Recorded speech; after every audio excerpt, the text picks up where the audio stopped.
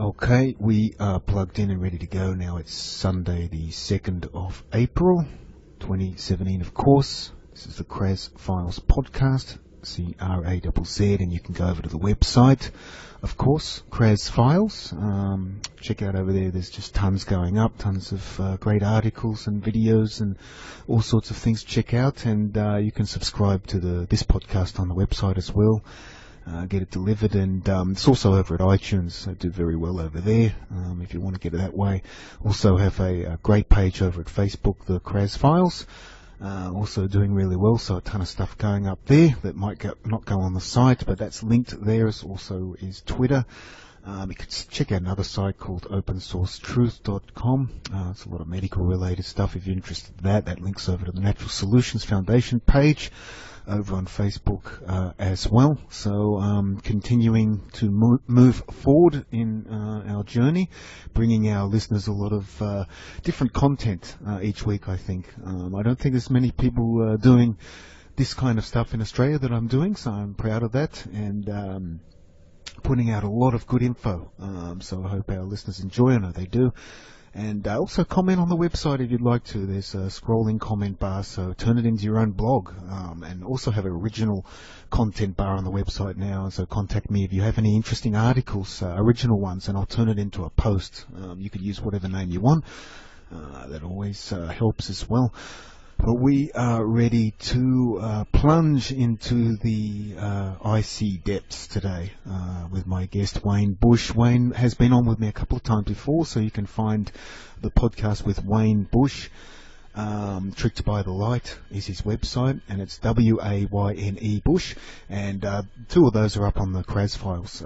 They were great talks. It's just stuff you won't find anywhere, in my opinion, and Wayne does so much deep research that I don't know if I should contact him every year to go over this stuff, or 6 months. But when Wayne does work, it's really incredible stuff, because he brings so much amazing knowledge together into these talks and puts it out there. So it's going to be a really great show today.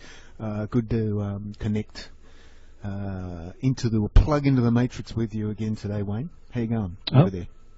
Oh, everything's going fine. You can interview me anytime you want, man. Maybe sometime we'll just chat it up one time, and I won't be so I don't know, factual with reading off all these quotes and stuff that I do with my research. But that's a good idea. Anyway, yeah. So anyway, you can do me, have me on every 6 months or a year, or whatever time you need. It's fine with me.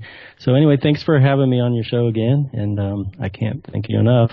You do a really great job. So how are things down under? A little bit worrisome.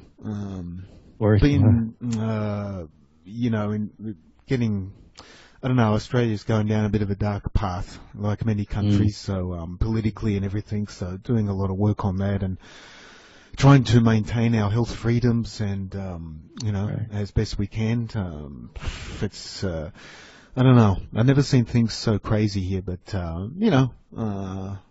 in general, all okay. It's good to do something like this and do something a bit different today with you, because find your work very interesting, and all of this very interesting indeed. And on the website, I always try to put up so many different articles, so many different things coming up. It's not just one, politics or anything like that. I try to put up heaps of videos and different things, and I always say, people are not always going to agree with everything we say or put up, but it's our own research, it's your research, and your website, Tricked by the Light, it's a huge website. It's really big, and one day I do want to. I know we've gone over it before a little bit in, I think, our first podcast, but you're very much into logos and language and words as well, and I've been getting into this a little bit lately, how that kind of is everything in a way. How it's used on this planet by all the companies, and to maintain the control, and just everything, and how we use words in day-to-day life, and we don't realize the power of them. A lot of it's subconscious, especially with the logos and geometry and stuff. But, one of the first things you learn when you go to school is how to spell, it's like, so, these words words we spell, or we spell words to pronounce a sentence, So it's just a lot of deep things. Like even when somebody sneezes and you say bless you, it's almost like a spell where you're saying be less you, But you're right. There's a lot of stuff I can go into with the language, but it's great. Maybe for another show.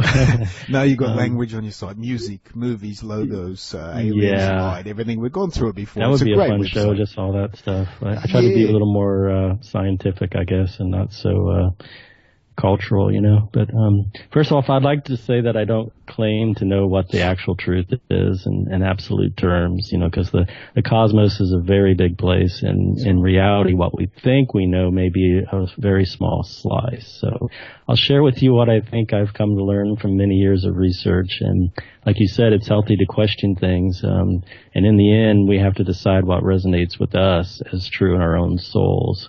So the information I cover is a very deep area, and it can be a bit overwhelming and disconcerting at times, and can sometimes generate a little fears. But I give this knowledge hoping to empower people. And what I'd like everyone to keep in mind is that I believe ultimately this is all just a game or a role we choose to play in a movie, or play like a reality TV show. In fact, 36 near-death experiencers say they got the distinct impression that life was some form of entertainment. I'll give a few quotes. David J. said, "I asked him what the meaning of life is. He told me, for the entertainment of the spirit realm."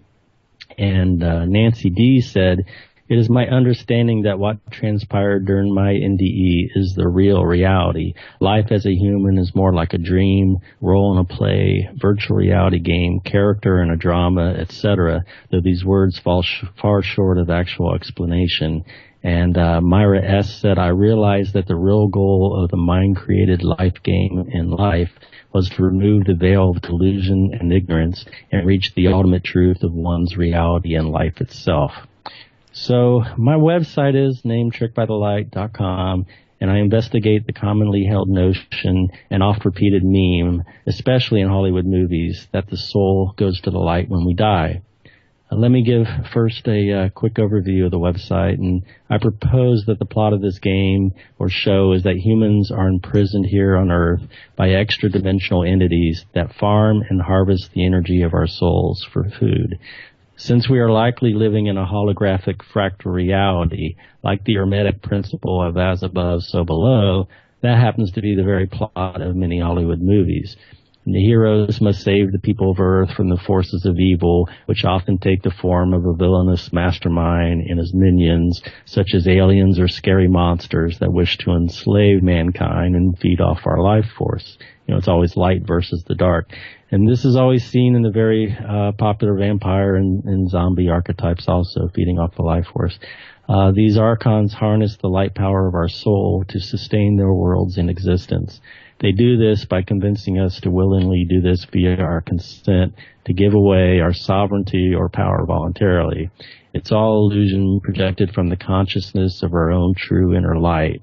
Our consciousness is like a movie projector. In order to end the game and be victorious, the heroes must become enlightened enough to discover the truth, brave enough to accept that truth, and strong enough to wake up the masses. And since I last appeared on your show almost a year ago, I've come across more corroborating evidence to support my theory, and from leading experts in virtually every relevant area. This supporting evidence comes from many fields of research, including over 4,000 near-death experiences compiled by nderf.org, the feedback of 16,000 out-of-body experiences compiled by author William Beelman, between 4,000 and 6,000 psychedelic experiences compiled by Stanislav Grof, DMT experiences, pre-birth experiences, the historic writings of the first human civilization we know of, the Sumerians, the writings of esoteric religious groups such as the Gnostics, and then you have the Tibetan Book of the Dead by the Buddhist monks. There's great philosophers such as Plato and Socrates, and the psychologist Carl Jung. Various researchers in the ufological community such as David Jacobs, John Lear, Val Valerian, Carla Turner, Linda Moulton Howe, and others. scientific research of Nikola Tesla, David Bohm, Carl Preben, and others. And last but not least, dozens of emails I've received from readers and listeners around the world sharing their invaluable personal experiences. I'm going to be reading a lot of quotes in an effort not to take things out of context and so that people know I'm not just paraphrasing. So feel free to jump in and interrupt me if you have any questions or want to comment on anything. So I'd like to talk some about the nature of our prison. Our souls are held artificially within our physical bodies, which are bound to the earth by gravity. We only have a limited amount of free will, if any at all. And at this time, we can't leave the earth. If I wanted to go explore the solar system or galaxy today, I couldn't, short of having an out-of-body or near-death experience, or perhaps through meditation or psychedelics. And, of course, these endeavors are very hard to do. I don't have a spaceship or the necessary energy required to achieve escape velocity. And furthermore, many things we experience on the earth are what we would prefer not to do, such as work at jobs most of our life, or suffer through aging, disease, warfare, and the lying, cheating, and manipulation of others. Nick Bostrom put forward an idea called the simulation theory, in which he postulated the universe we live in is a simulation. And more scientists these days are speaking out about the likelihood that we're living in a virtual reality or computer simulation. Neil deGrasse Tyson gathered scientists at the 2016 annual Isaac Asimov Memorial Debate, where the topic was, is the universe a simulation? And Tyson put the odds at 50-50 that our entire existence is a program on someone else's hard drive. The idea we're living in a simulation has started to gain momentum, and Elon Musk, the CEO of Tesla Motor Cars, recently said, quote, the strongest argument for us being in a simulation probably is the following. 40 years ago, we had Pong, like two rectangles and a dot. That's what games were. Now, 40 years later, we have photorealistic 3D simulations with millions of people playing simultaneously, and it's getting better every year. Soon we'll have virtual reality, augmented reality. If you assume any rate of improvement at all, then the games will become indistinguishable from reality, even if that rate advancement drops by 1,000 from what it is now. Then you just say, okay, let's imagine it's 10,000 years in the future, which is nothing on the evolutionary scale. So given that we're clearly on a trajectory to have games that are indistinguishable from reality, it would seem to follow that the odds that we're in base reality is 1 in billions, end quote. There's a Reddit subforum called Glitch, where people are reporting glitches in the Matrix. One person wrote, twice this week I've woken up and there's these goldeny bronze perfect geometrical grid lines in my vision for like 20 seconds, and then they disappear once I'm more awake. But they're there long enough for me to know I'm not dreaming, end quote. And some of the replies he got was, you're experiencing ascension symptoms, waking up from the Matrix or seeing beyond the veil, so to speak. And another person said, on LSD, I saw grid lines everywhere. I would look at an object and see the grid lines of the object's shape. Another said, I get the same thing occasionally. For me, it starts as ones and zeros, fades into the lines, then it fades into everything around me. Another said, I've been seeing them for a few years. They kind of look like the light that comes in through window blinds. I've also noticed them recently while watching TV. Someone said, this is more common than you think. Considering this is a computer-projected universe, on occasion people can see through the illusion. Many young children have seen the frequency fence energetic membrane that encircles the earth. We are energetically locked into this slave reality. And another said, the aliens are controlling the simulation are called the archons. This gives you an idea that people are starting to wake up. And they said they pretend to be angels, guides, ascended masters, lords of karma. Every human is judged by them and told they owe karmic debt and must return to the earth school. The human then has their memory erased and are forced to reincarnate. This has been going on for a long time now and is complete slavery. Humans are used as energy slaves and seen as nothing more. Whether or not you choose to believe all this does not matter. Everyone is currently enslaved by the archons. Another said, I have remembered at least 4 or 5 past lives through my dreams and meditation.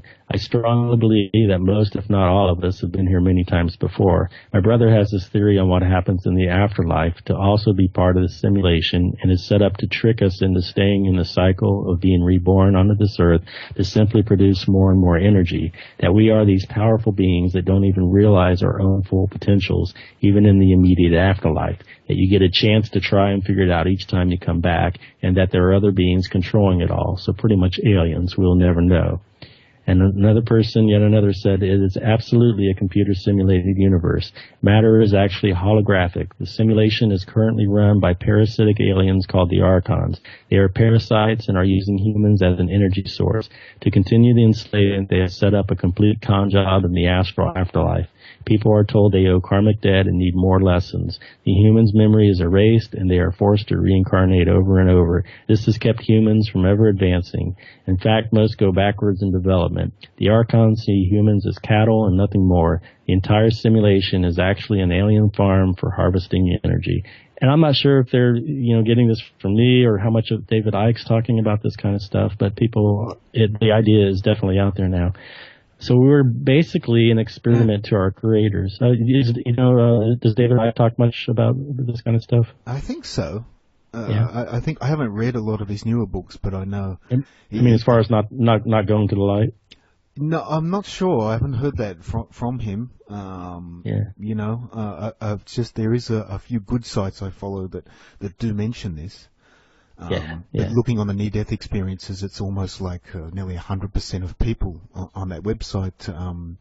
You mentioned NDERF. It's fantastic. I'm looking at the current experiences. Oh, it's awesome. They all see lights. I'm wondering, you were mentioning their glitches or that people are seeing lines and things like that is kind of similar to deja vus in a way.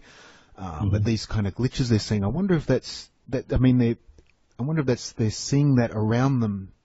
They're seeing it in their head, behind their eyes, but you're wondering how they're seeing that, if it's something charging in the brain or it's happening in the fields that we can't normally perceive around us, these kind of energy fields around us. There's things going in there, There's so much around us that we don't connect to, we can't see.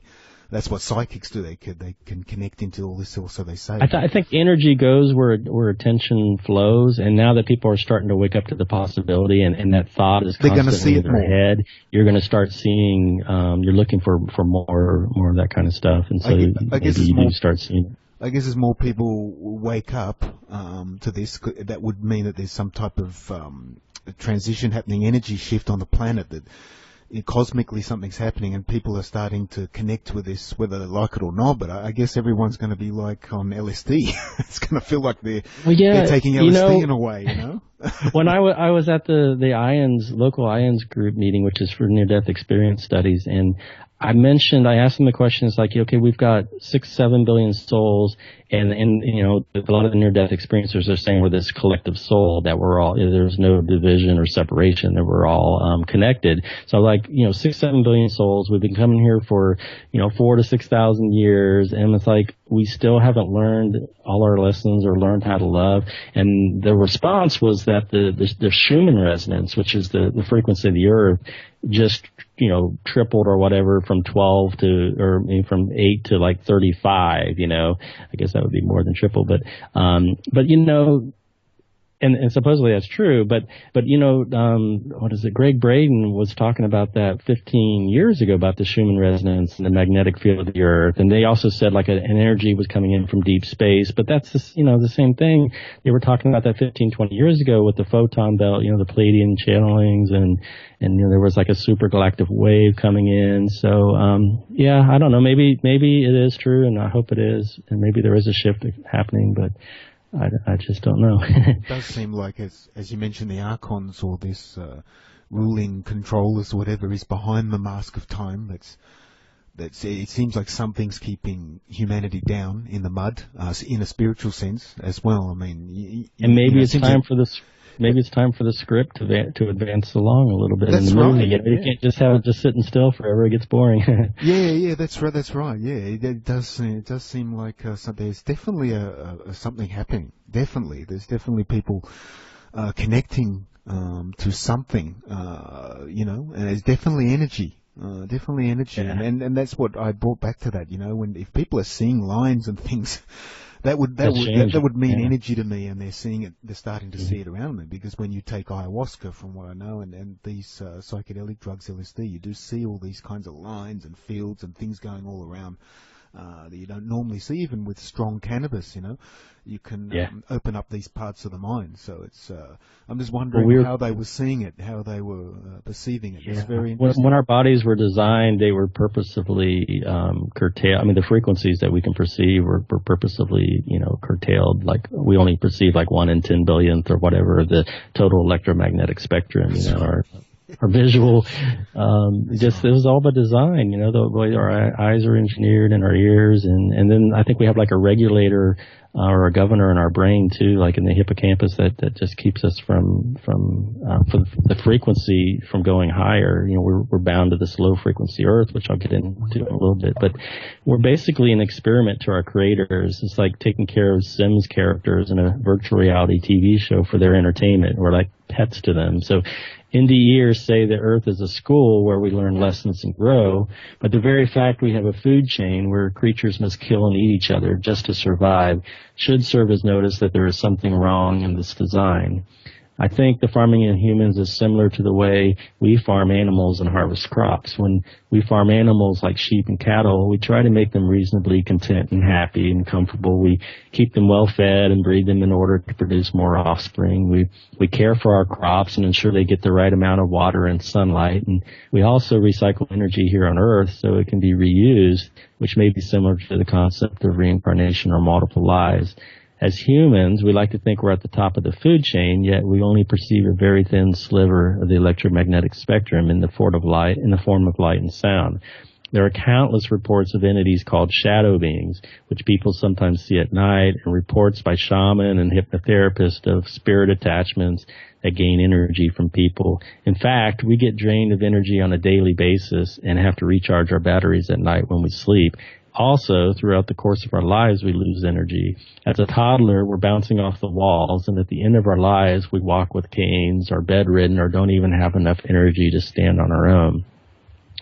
The Gnostics put forth similar ideas about the universe being a holographic copy a couple thousand years ago. And in the Gnostic book, On the Origin of the World, it was written, quote, "Likeness emanated, became a product resembling the primeval light, manifested as a likeness of heaven," end quote. And it says, "If you do not want him to be able to ruin our work, come let us create a man out of earth, according to the image of our body and according to the likeness of this being, to serve us, so that when he sees his likeness, he might become enamored of it.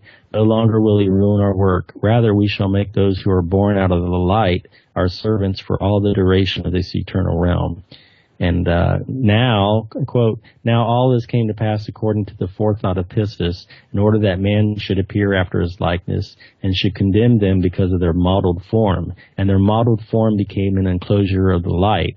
And it is they who were taken captive according to their destinies by the prime parent. And thus they were shut into the prisons of the mottled forms until the consummation of the age," end quote.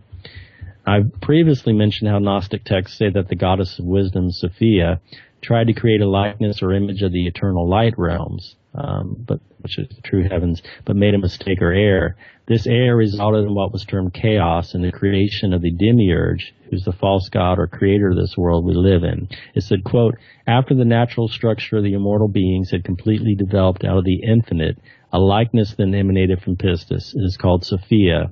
It exercised volition and became a product resembling the primeval light. And immediately her will manifested itself as a likeness of heaven, having an imaginable magnitude. It was between the immortal beings and those things that came into being after them, like she functioned as a veil dividing mankind from the things above," end quote. So the demiurge's heavens are a copy of the real heavens. It said, "And she established each of his offspring in conformity with its power, after the pattern of the realms that are above. For by starting from the invisible world, the visible world was invented," end quote.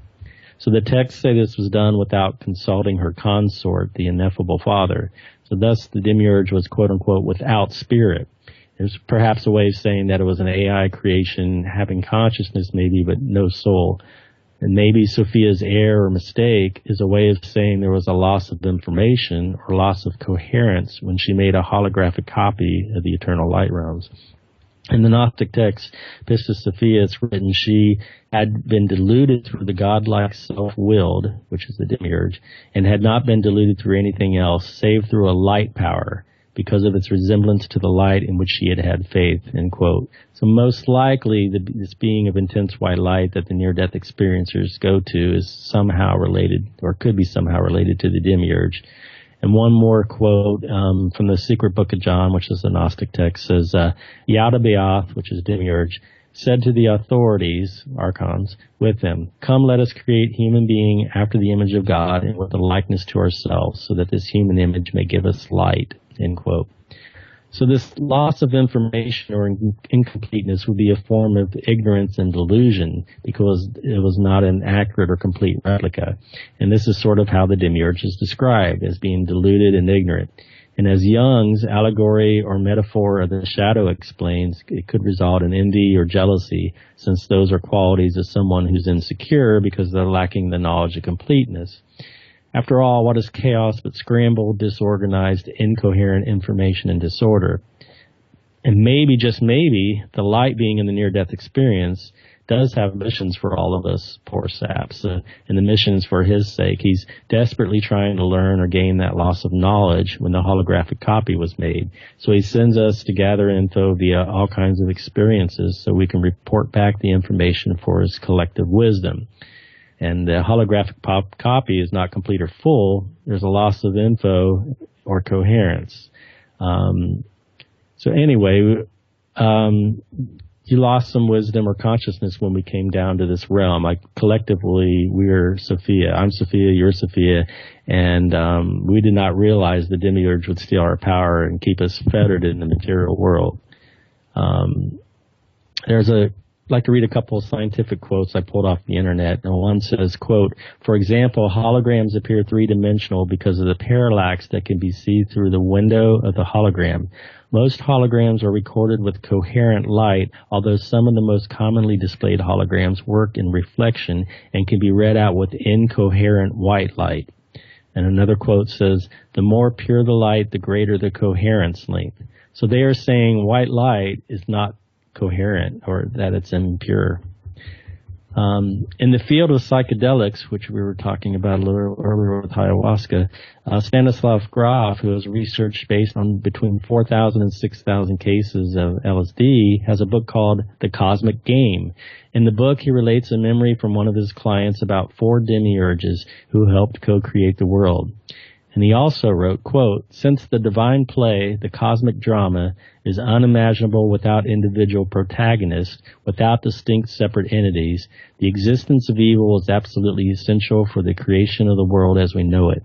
This understanding is in basic agreement with the notion found in some Christian mystical scriptures, according to which the fallen angel Lucifer, literally light bearer, as a representative of polarities, is seen as a demiurgic figure. He takes humanity on a fantastic journey into the world of matter. Approaching this problem from another perspective, we can say that, in the last analysis, evil and suffering are based on a false perception of reality, particularly the belief of sentient beings in their separate individual self," end quote.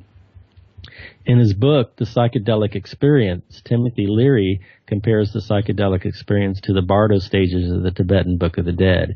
In it, Leary keeps referring to an ego-based game life. He, in fact, uses the word game over 100 times. So I'm thinking maybe our soul's light is broadcast like a signal outward, and it's high frequency and still could be high frequency at its core or center.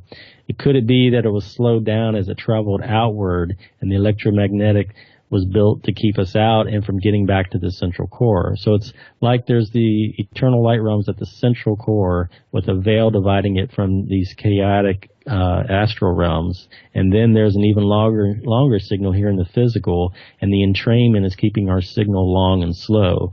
David Icke's right in saying it's a vibrational prison.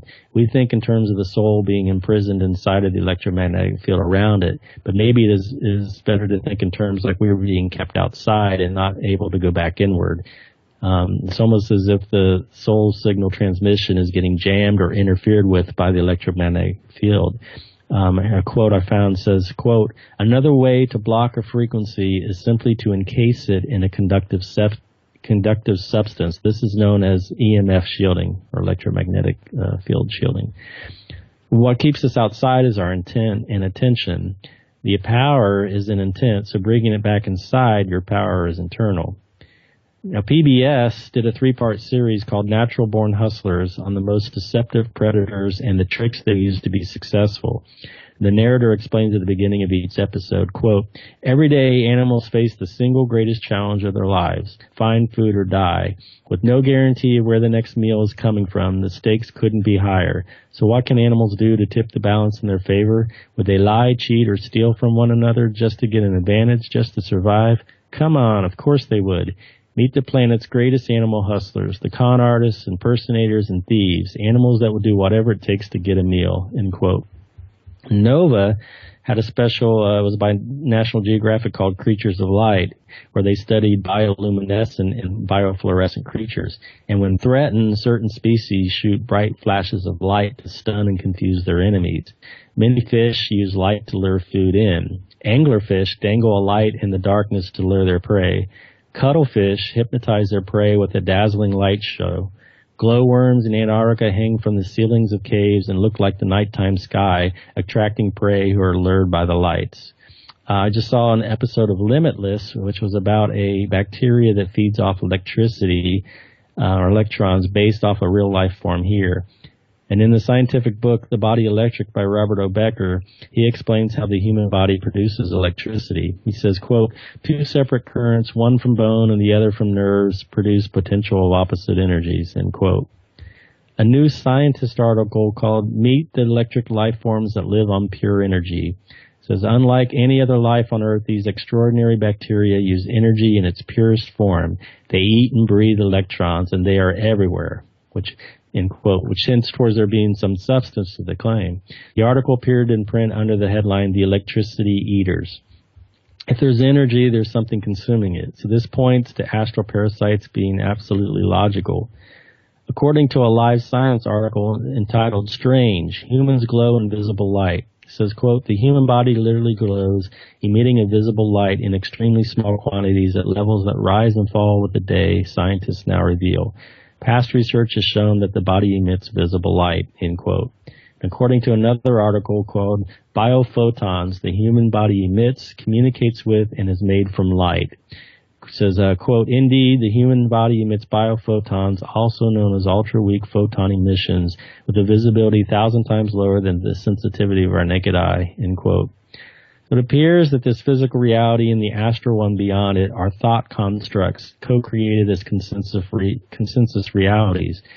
Out-of-body researcher and writer William Bullman wrote, quote, "It's important to learn how to consciously move and lock your awareness within any individual energy environment. You unknowingly did this when you entered the first non-physical reality immediately after your death. When you embraced this construct and accepted it as your own, you became one with it.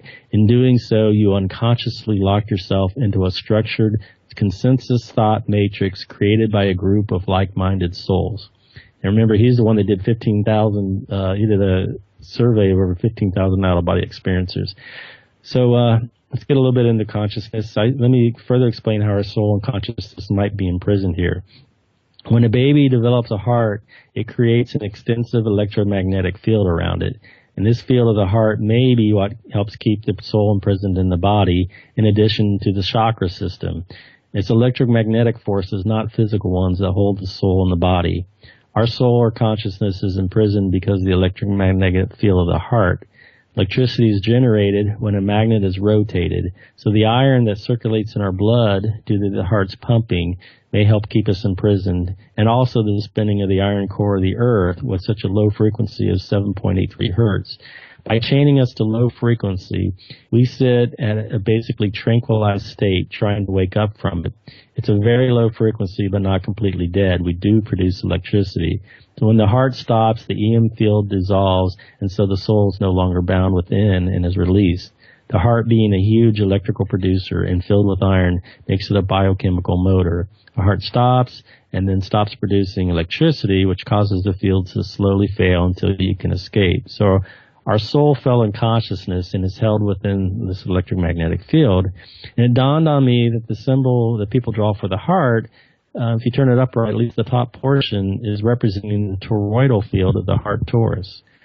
The European Fusion Network Information website has an article entitled, quote, Plasma Confinement by Magnetic Fields, which states, quote, left to itself, a plasma, like a gas, will occupy all the geometrical space available because of the collisions between the particles.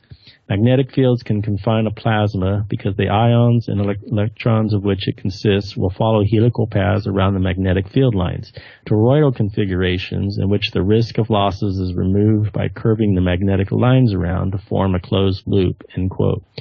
Is it just a coincidence that both the heart and the Earth's electromagnetic fields form the shape of a torus?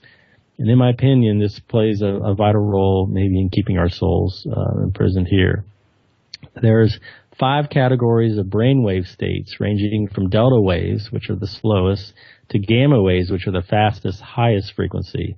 The lowest category are these delta waves, which are between 0.1 and 3 hertz and are associated with detached awareness or deep sleep or deep hypnosis. Theta is the next class above that and range from 4 to 7 hertz. This is a state of meditation, although this state can be used to reach higher gamma state. And alpha state's the next one up from theta and is 8 to 13 hertz. And that's a state of relaxation or light hypnosis, such as when one's driving a car or the brain's on autopilot. And the next stage up is beta, which is 14 to 30, and this is our normal everyday waking state of awareness. The highest state is gamma and is 31 to 100 hertz, which is associated with peak focus or concentration, insight, and expanded consciousness. So our consciousness, while in a physical body, is being held in a lower state. I do believe near-death experiencers are having a very real experience and faithfully reporting what happened during their glimpse into the other side. Although each experience is unique and perhaps filtered through each individual's own belief system and life's experiences, there is enough commonality to draw important conclusions. Reports suggest when one dies, the soul is released from the physical body and floats up out of the body and into an astral dimension. The soul is made of a translucent liquid light, and one can travel by thought, intent, or desire and instantly manifest objects into reality. Many near-death experiencers report seeing and traveling through a tunnel towards the white light. It may just be a tunnel effect as one travels so fast through the astral realm. It seems as though some desire to go to the light while others reported just being sucked there beyond their control. But while traveling through this tunnel, they hear beautiful heavenly music and see iridescent colors of the rainbow, including some colors not known here on Earth. Some go to a park or meadow, and some encounter a river of life. Others go to a crystal city where there are buildings which include a dome-like structure and tower. Others find themselves in a greeting. Reports suggest when one dies that the soul is released from the physical body and floats up out of the body and into an astral dimension. The soul is made of a translucent liquid light, and one can travel by thought, intent, or desire and instantly manifest objects into reality. Many near-death experiencers report seeing and traveling through a tunnel towards a white light. It may just be a tunnel effect as one travels so fast through the astral realm. It seems as though some desire to go to the light while others reported just being sucked there beyond their control. But while traveling through this tunnel, they hear beautiful heavenly music and see iridescent colors of the rainbow, including some colors not seen here on Earth. Some go to a park or meadow, and some encounter a river of life. Others go to a crystal city where there are buildings, which include a dome-like structure and tower. Others find themselves in a greeting area where they may encounter relatives.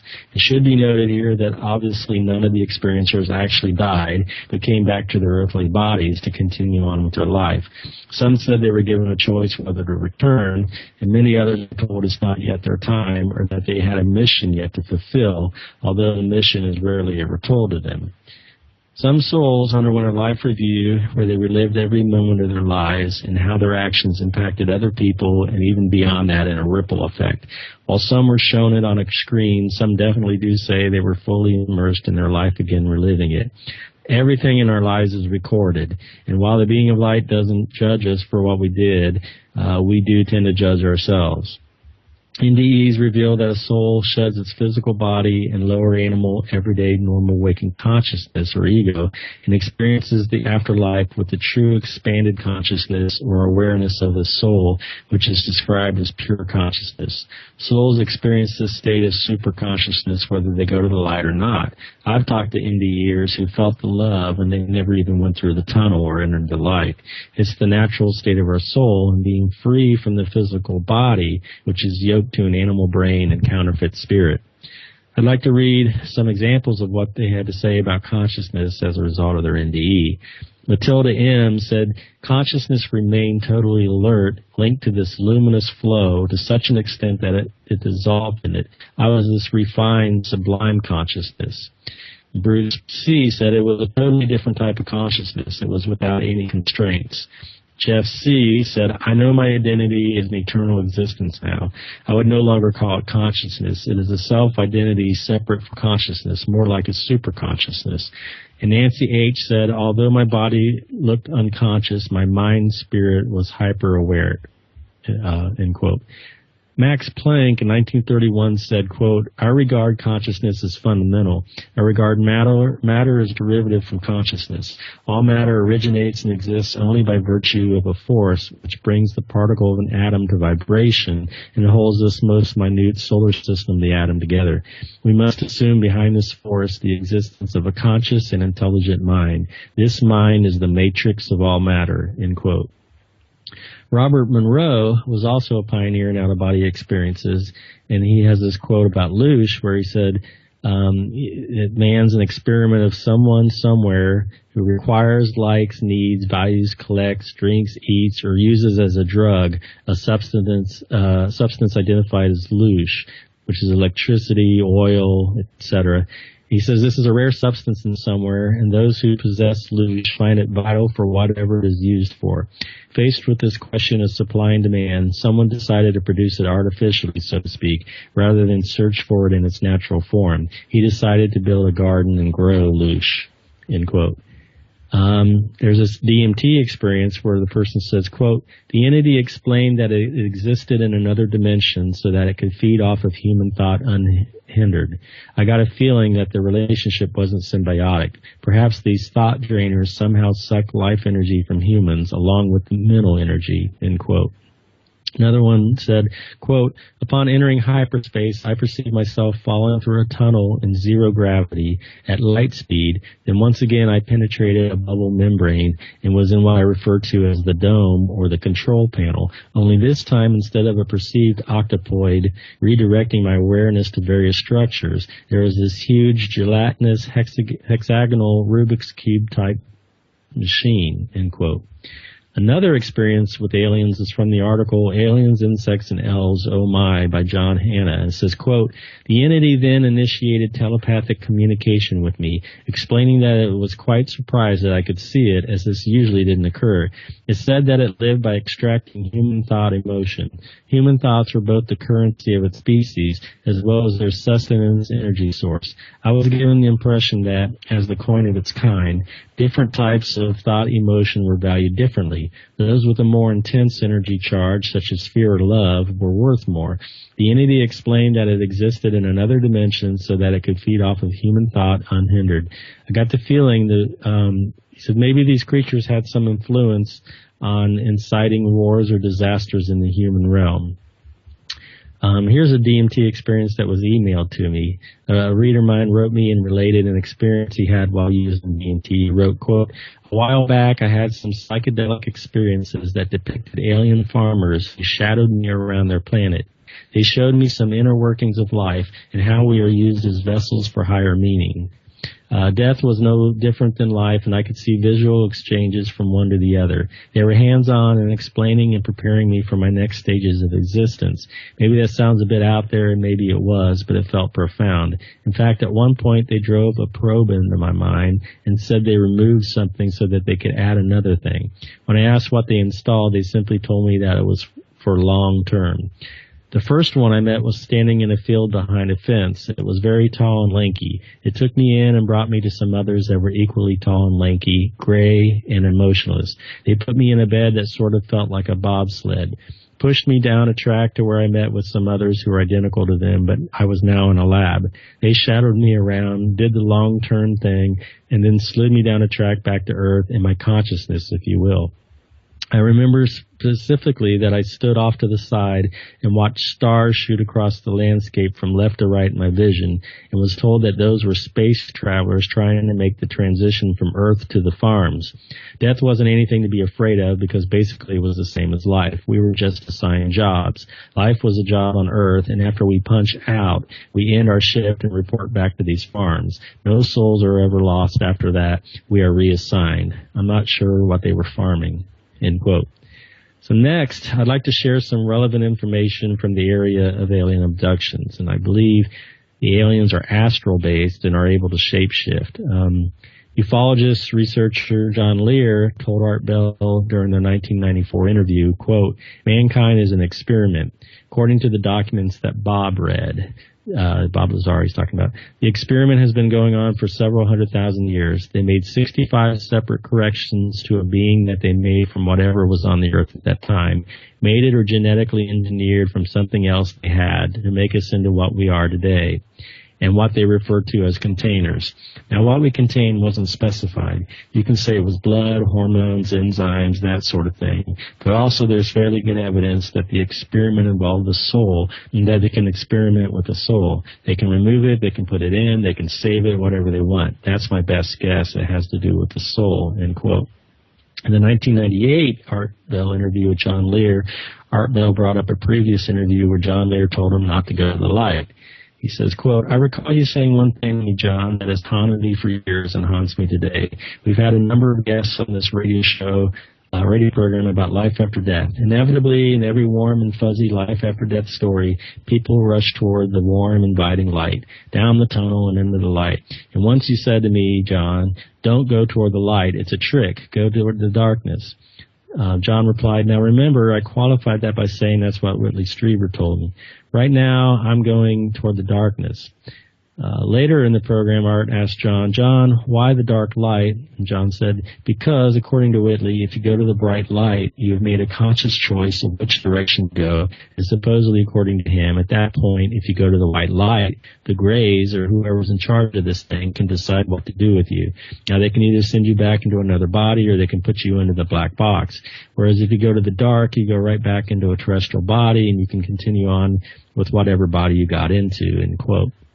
I know John later said he'll go to the light as that's where all his friends will be. But Linda Moulton Howe, she was relaying the experience of Linda Porter from the years 1961 to 1963 that concerned a praying mantis entity. And she said that the whole experience with this tall praying mantis involved a soul transfer from her human body that had a diseased heart to a healthier body container.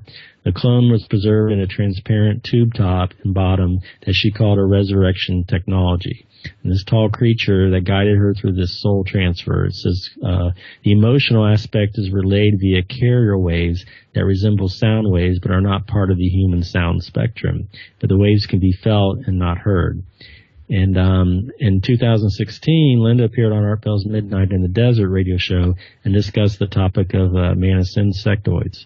She brought up a TV director's experience and told the host, Heather Wade, who was filling in for Art Bell, she said, "You were raising this issue as you just did now, that there could be something insidious about what the praying mantises, perhaps collaborating with some of the EVEs, are doing in relationship to life force itself and cloning containers. But at the beginning of the show, we were hearing from the TV director in Toronto who was describing feeling an overwhelming, the most love he'd ever felt in his life, coming from the praying mantis to him. And his extraordinary download is that the praying mantis was in the meditation-altered state, making communication with his mind soul about the fact that the TV director had some relationship to the praying mantises long ago and would again. But it's become clear to me that you can have players that are changing their outer form layer by layer. And unless you have technology that can access something about what they really are, we're on a planet in which almost every container could be a potential disguise or camouflage for something else. That is sort of as far as the implication of all this goes, that we can't rely on what we see with our eyes, and the government may be using technology," end quote. And Heather started off the next segment asking quote, if these praying mantis beings are facilitating the transfer of souls, they are somehow trying to control us as a resource on a planet Earth. And as we heard at the beginning of the program, GS felt a great sensation of love coming over him when he was faced with this being. Now, if they had evil intentions and they can control our minds with these waves, these sound waves, wouldn't they do that as part of their control mechanism? Wouldn't they make us think? Wouldn't they control our minds to believe they are harmless when in fact they have evil intent? And Linda answered, yes, it's a possibility, and it's also a possibility that whatever their program is, it's so big, so huge, that we on the Petri dish, we feel that every shadow is evil.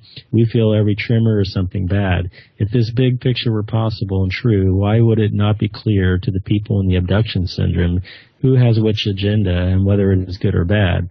Why do some people feel it's evil and malevolent and other people feel it's loving? That's one of the biggest confusions right now. And she said the praying mantis aliens claim to be in charge of our spiritual evolution. Also stated, quote, if the recycling of souls is the machinery in this universe, one could argue philosophically that entropy in this universe was designed so that there would be a recycling of souls to grow and strengthen and evolve, end quote. And later she said, quote, one abductee told me in the 80s, Linda, I am convinced the extraterrestrials are studying what happens to our soul at the moment of death, that we go to a dimension they cannot enter, end quote. Another alien abduction researcher, Dr. Carla Turner, said, quote, aliens show a mysterious interest in the human soul.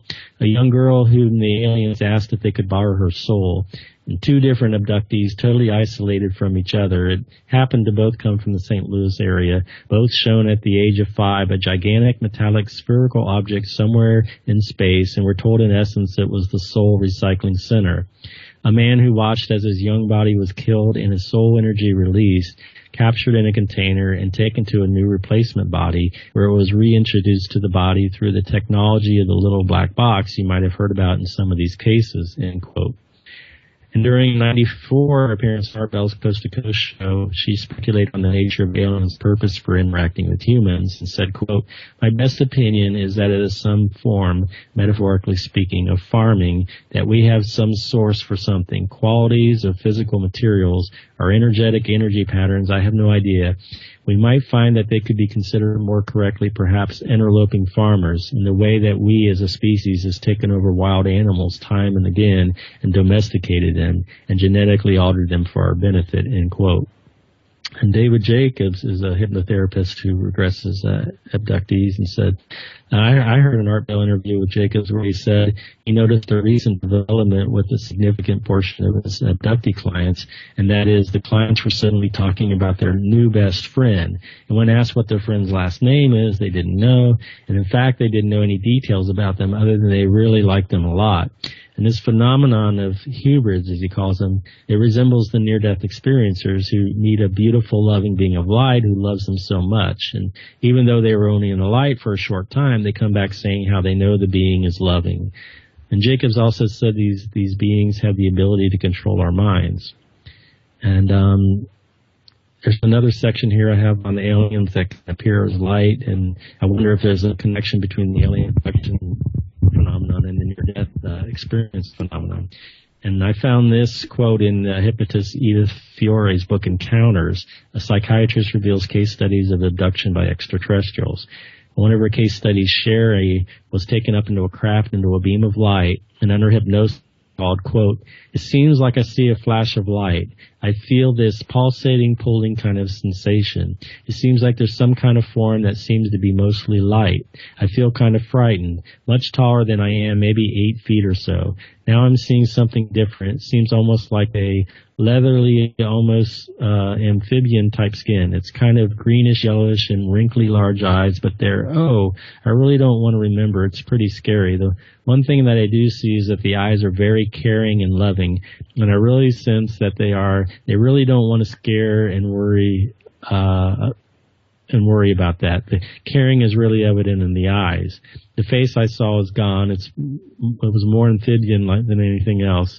I feel like it's like light, some kind of light that's making me calm. It's calming. It seems to be emanating from whoever's around me. There seems to be a kind of merging of forms or something. It's like seeing an aura around somebody. It's not like seeing an actual form, and so the colors merge. It's mostly like gold. It's not like I'm actually seeing anything, but I feel like I'm being operated on. I just get feelings of love. It seems like they only want me to remember them as light, end quote.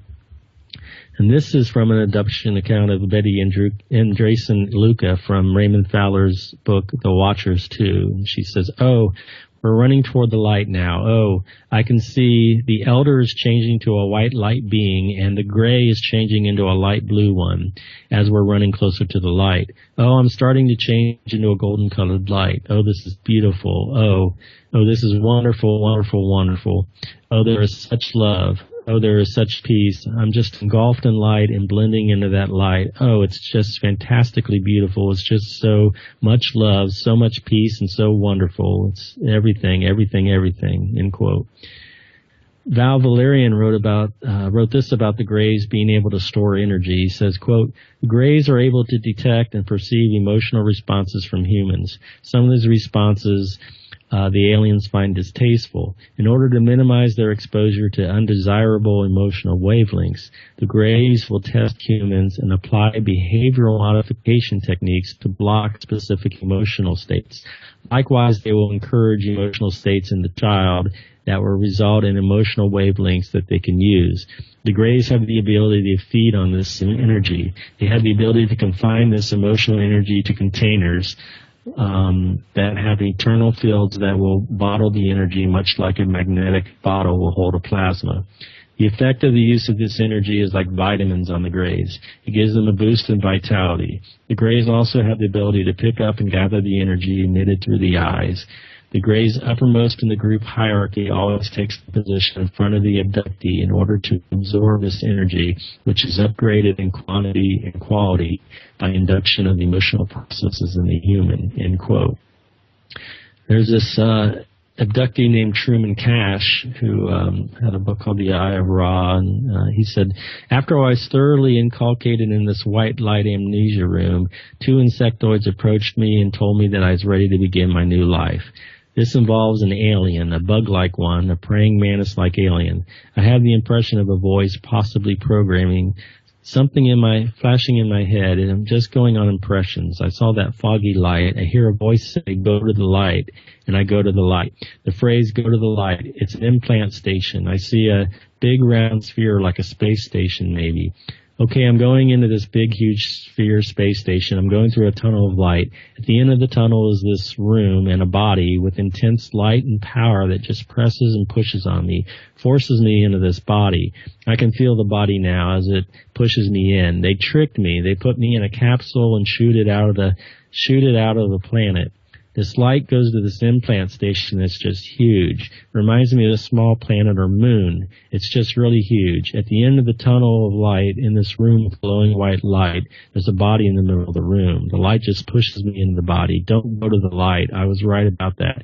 New Age light, it's part of the trap. I can see why people are drawn to it. It's like taking a vacation, milling around in the white light. There's no pain there. You're being programmed to be a sheep. You aren't exposed to stuff. There are other parts of the ship where you are rammed into bodies with force beams. I leave my body and pulled into a tunnel of light. It just pulls you like a force you can't resist. It's like a soul-sucking tractor beam. It just sucks you in. At first I thought they were light beings. These are the praying mantis guys. They take me into the white, misty light. I'm being programmed. Always return to the light. I can see why people think going to the light is good because it feels good. You feel like you're really loved and you're really special. Their programming is very sweet but very insincere and phony. I get the impression that they are light beings, but they're not. They're the insect guys. It appears that electromagnetics plays a key role in this procedure. I suddenly realized that they're using the nervous system of the body, including the brain, of course, to implant beings into bodies. The nerves transmit electrical charges, which creates electromagnetic fields around the body. The chakras are simply nerve networks, which create electromagnetic fields. They only appear to be light beings due to their uncanny ET ability to create illusions in the minds of abductees, whether out of body or in the body. This ability, as I mentioned before, can be best described as telepathic hypnosis. Other researchers use the term screen memories. Greys also possess this incredible ability to manipulate people's minds and emotions, and they often use this ability to create an illusion of benevolence and love. And that's the end of the Truman Cash quotes. The true superconsciousness of our soul is artificially held down and regulated by the brain. And as I said, there's a governor or regulator in our brain which keeps the frequency from going higher and helps to keep us dumbed down and asleep. And keep in mind, the Sumerian texts say humans were scientifically engineered upgrades to the indigenous primitive man that already existed on Earth for the purpose of being worker slaves for the Anuna gods. So they wanted us to be intelligent enough to take orders, but not smart enough to overthrow them. And the Gnostic text on the origin of the world says, quote, "Since that day, the 7 rulers have fashioned man with his body resembling their body, but his likeness resembling the man that had appeared to them. His modeling took place by parts, one at a time, and their leader fashioned the brain and the nervous system," end quote. So I have some pre-birth memories also that are very interesting. Most of these were taken from prebirthmemories.com. One says, quote, "At the end of all this, I begged the powers to let me stay in the heavenly land. I told them I had been well behaved all those years and hadn't done anything wrong. They acknowledged this, but stated that the people who stayed there permanently had had exemplary lives for their previous life, but that I hadn't really. I knew then that they wanted me to have another life on Earth. At this point, I remembered that I had had many previous lives and felt dismayed I'd have to have another one and be separated from my heavenly friends. Again, I begged them, and the voice asked whether or not I too wanted to have an exemplary last life. At this point, I replied that I didn't particularly. There was a moment of silence where I reflected a little and saw that another life was the most noble choice and that really there wasn't much choice anyway. My next realization, however, was that I would lose my memory. I clearly remember saying out aloud, 'You're going to swipe my memory, aren't you?' At this point, there was a moment of silence, which I took as a yes, before I remember my memory slipping away as a dream memory does upon waking." End quote. Another says, "So now I am waiting. It seems like the stars or constellations must line up in a configuration that is the map or book of my journey. It's not that it causes it, but rather outpictures it. At last everything clicks into place and I am ready. I am sinking, floating down. I may be slowly rotating on my back, face up, arms spread. It's like lazily falling through clouds. This is the process where the forgetting takes place. It feels similar to what happens under anesthesia when you want to test or resist, but your mind keeps drifting and then you are asleep." End quote. Arjan recalls there's a script for our earthly lives, which leaves a lot of room for individual freedom, but fixes certain events that simply need to happen. And he remembers that a spiritual being wrote specific things down for him. Another one said, the gatekeeper said there was a life available that you would be acceptable or suited for. It will be very difficult and there will be much hardship. You do not have to accept it. It sounded to me like I was being offered a part in a play. Overjoyed and enthusiastic beyond words, I snapped at it. "Yes, I'll take it. I'll go." "You do not understand," the gatekeeper said. "This life will be so difficult that if you take it, you may not be able to return here." At this point, I told him I still wanted to accept the life he had described. Another pre-birth memory says, "Despite my begrudging sense of duty and my knowledge that my time of rest was up, I defied these 2 beings and told them to stuff it and that I was going back to sleep. They became slightly agitated and told me that they knew. I knew that I had to comply. However, I still was hesitant, remembering past lives spent on Earth, anguishing, painful lives that I was still recovering from. They mentioned some kind of promise that I had made and that it was no use trying to back out now. I was still not convinced that I was needed as badly as they said I was and began drifting back to sleep, half hoping that these beings would leave me be. What happened instead was the cosmic equivalent of a scuffle, as I felt my essence seized by these beings and heaved into a gently rotating blue portal that had opened up near us. I had never been as offended as I was when this happened. I sensed that the 2 blue beings were my old friends and that we had shared many adventures, but this awakening of my spirit felt like betrayal. Like I had finally gotten out of the cage only to be forced back in, that the dream of me being forced to come back to Earth in this time of great strife was real, and I already had a body and would have to live through another physical life. Another wave of resentment came over me as a blast of unimaginable cold and harsh artificial light hit my face. At this point, the shock basically cut all thought, and I became, for all intents and purposes, a human baby, complete with memory wipe and material needs. Quote. So, although not technically a pre-birth memory, this is from Patrick, a listener who emailed me and said, quote, I actually exited this whole thing one night and found myself in a flat room with the whole universe contained within a white orbish thing sitting on a pedestal and a window that reached out into hyperspace. Regarding the exit, I was doing some meditations and realized the chakra system that the New Age tells us to tune into is used by the higher self, which is in fact the Archon/Demiurge, to feed off of us. The personal anchoring system to be here and come back. I started to pulse the energy outwards one by one, and then when all 7 of them were pulsing out, it spontaneously happened. Part of the challenge here is to go into the Demiurge higher self personal rep and merge with it, love it and grow out of it, and enclose it within your being. I accomplished this. That night and popped out in that room, I busted out a giant Buddha laugh. I came to see that the ultimate graduation test is growing more powerful than that aspect of ourselves, which is unconscious and out of touch with the whole. I've also been inside the control room, if you will, the higher self Archon control system. It's like the architect sitting with Neo in the Matrix with all the incarnations on the screens. I traveled through the silver cord to get there. From there is how I popped out of that room I mentioned earlier. It ties into the end of the 2001 Space Odyssey scene in the White Room. It was quite unique, though, because the room was two-dimensional, but it was expressed hyperdimensionally is the best way to explain it. I started out a love and lighter when I got into the channeled material, then realized they were actually the dark dudes masquerading. Then found out there isn't really a love-light option because love and light are the two sides of the same problem, namely external authority, identifying with anything outside of oneself, end quote.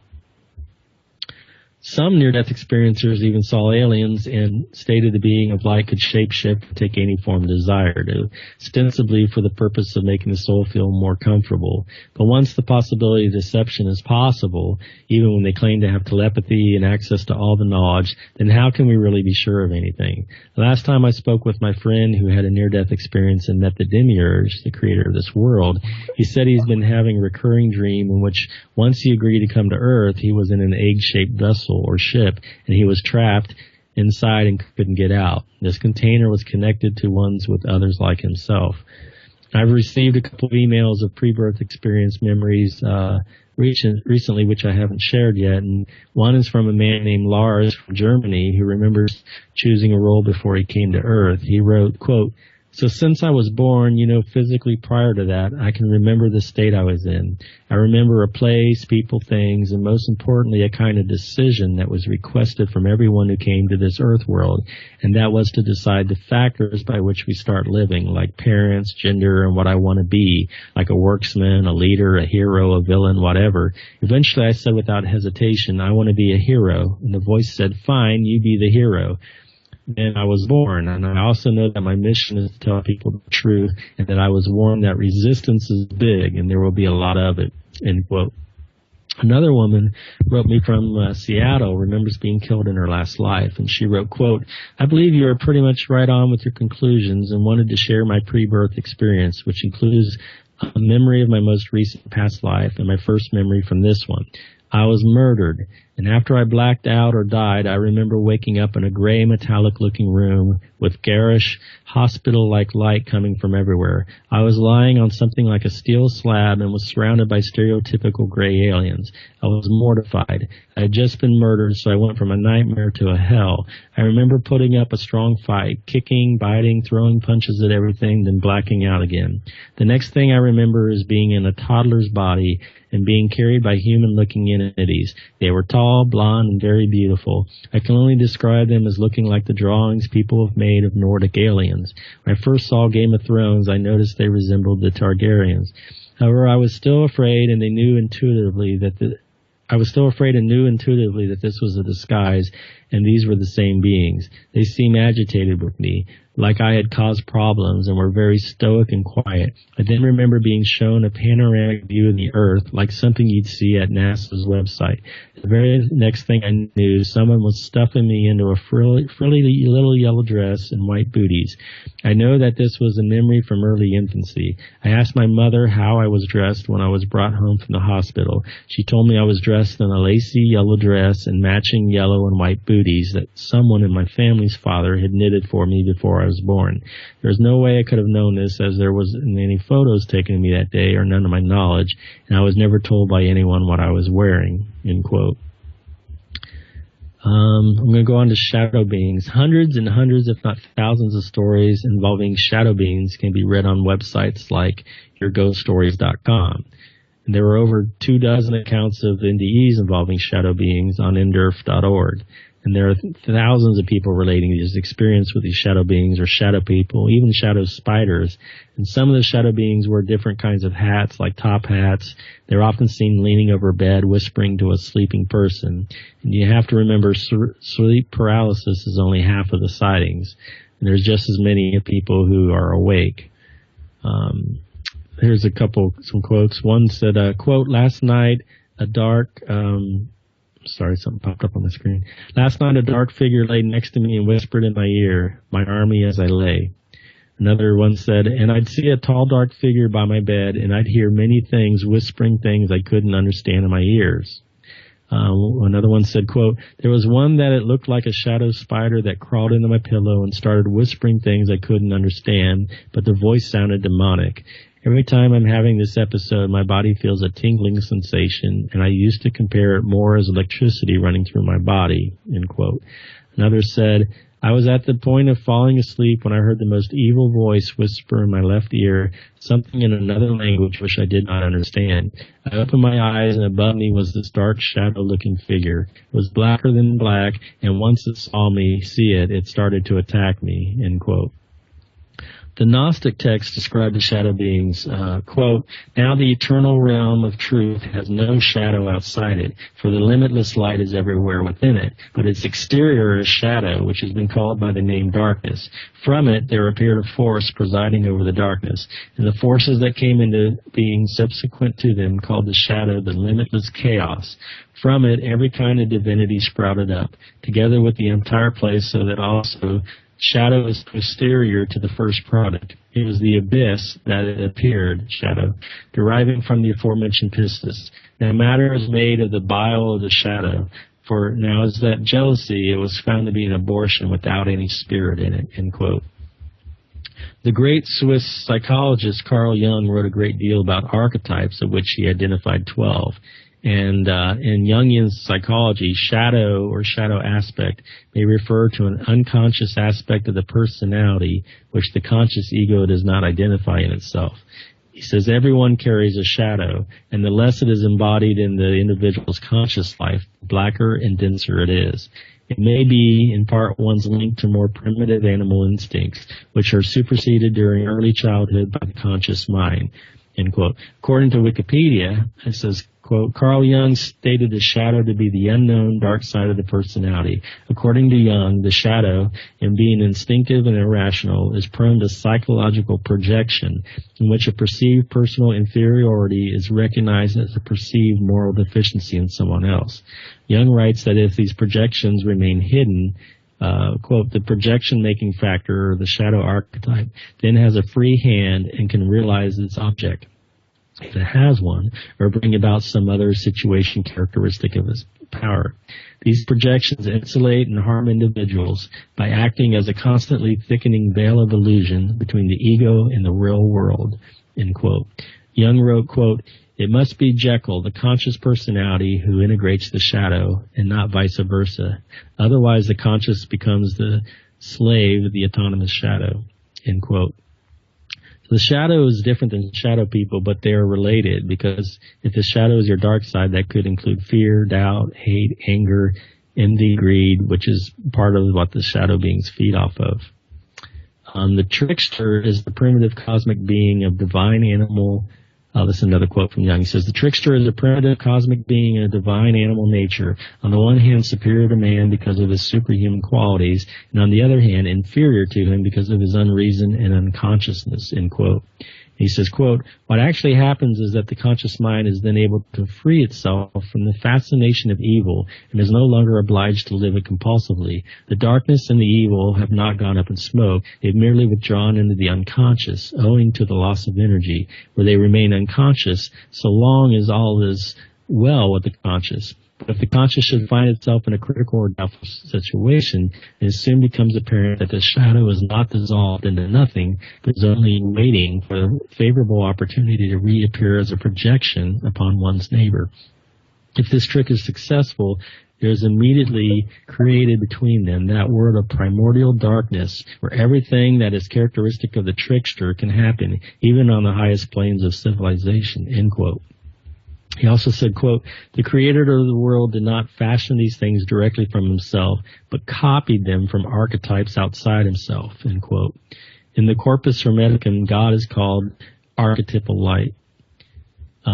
Quote, with her cunning play of illusions, the soul lures into life the inertness of matter that does not want to live.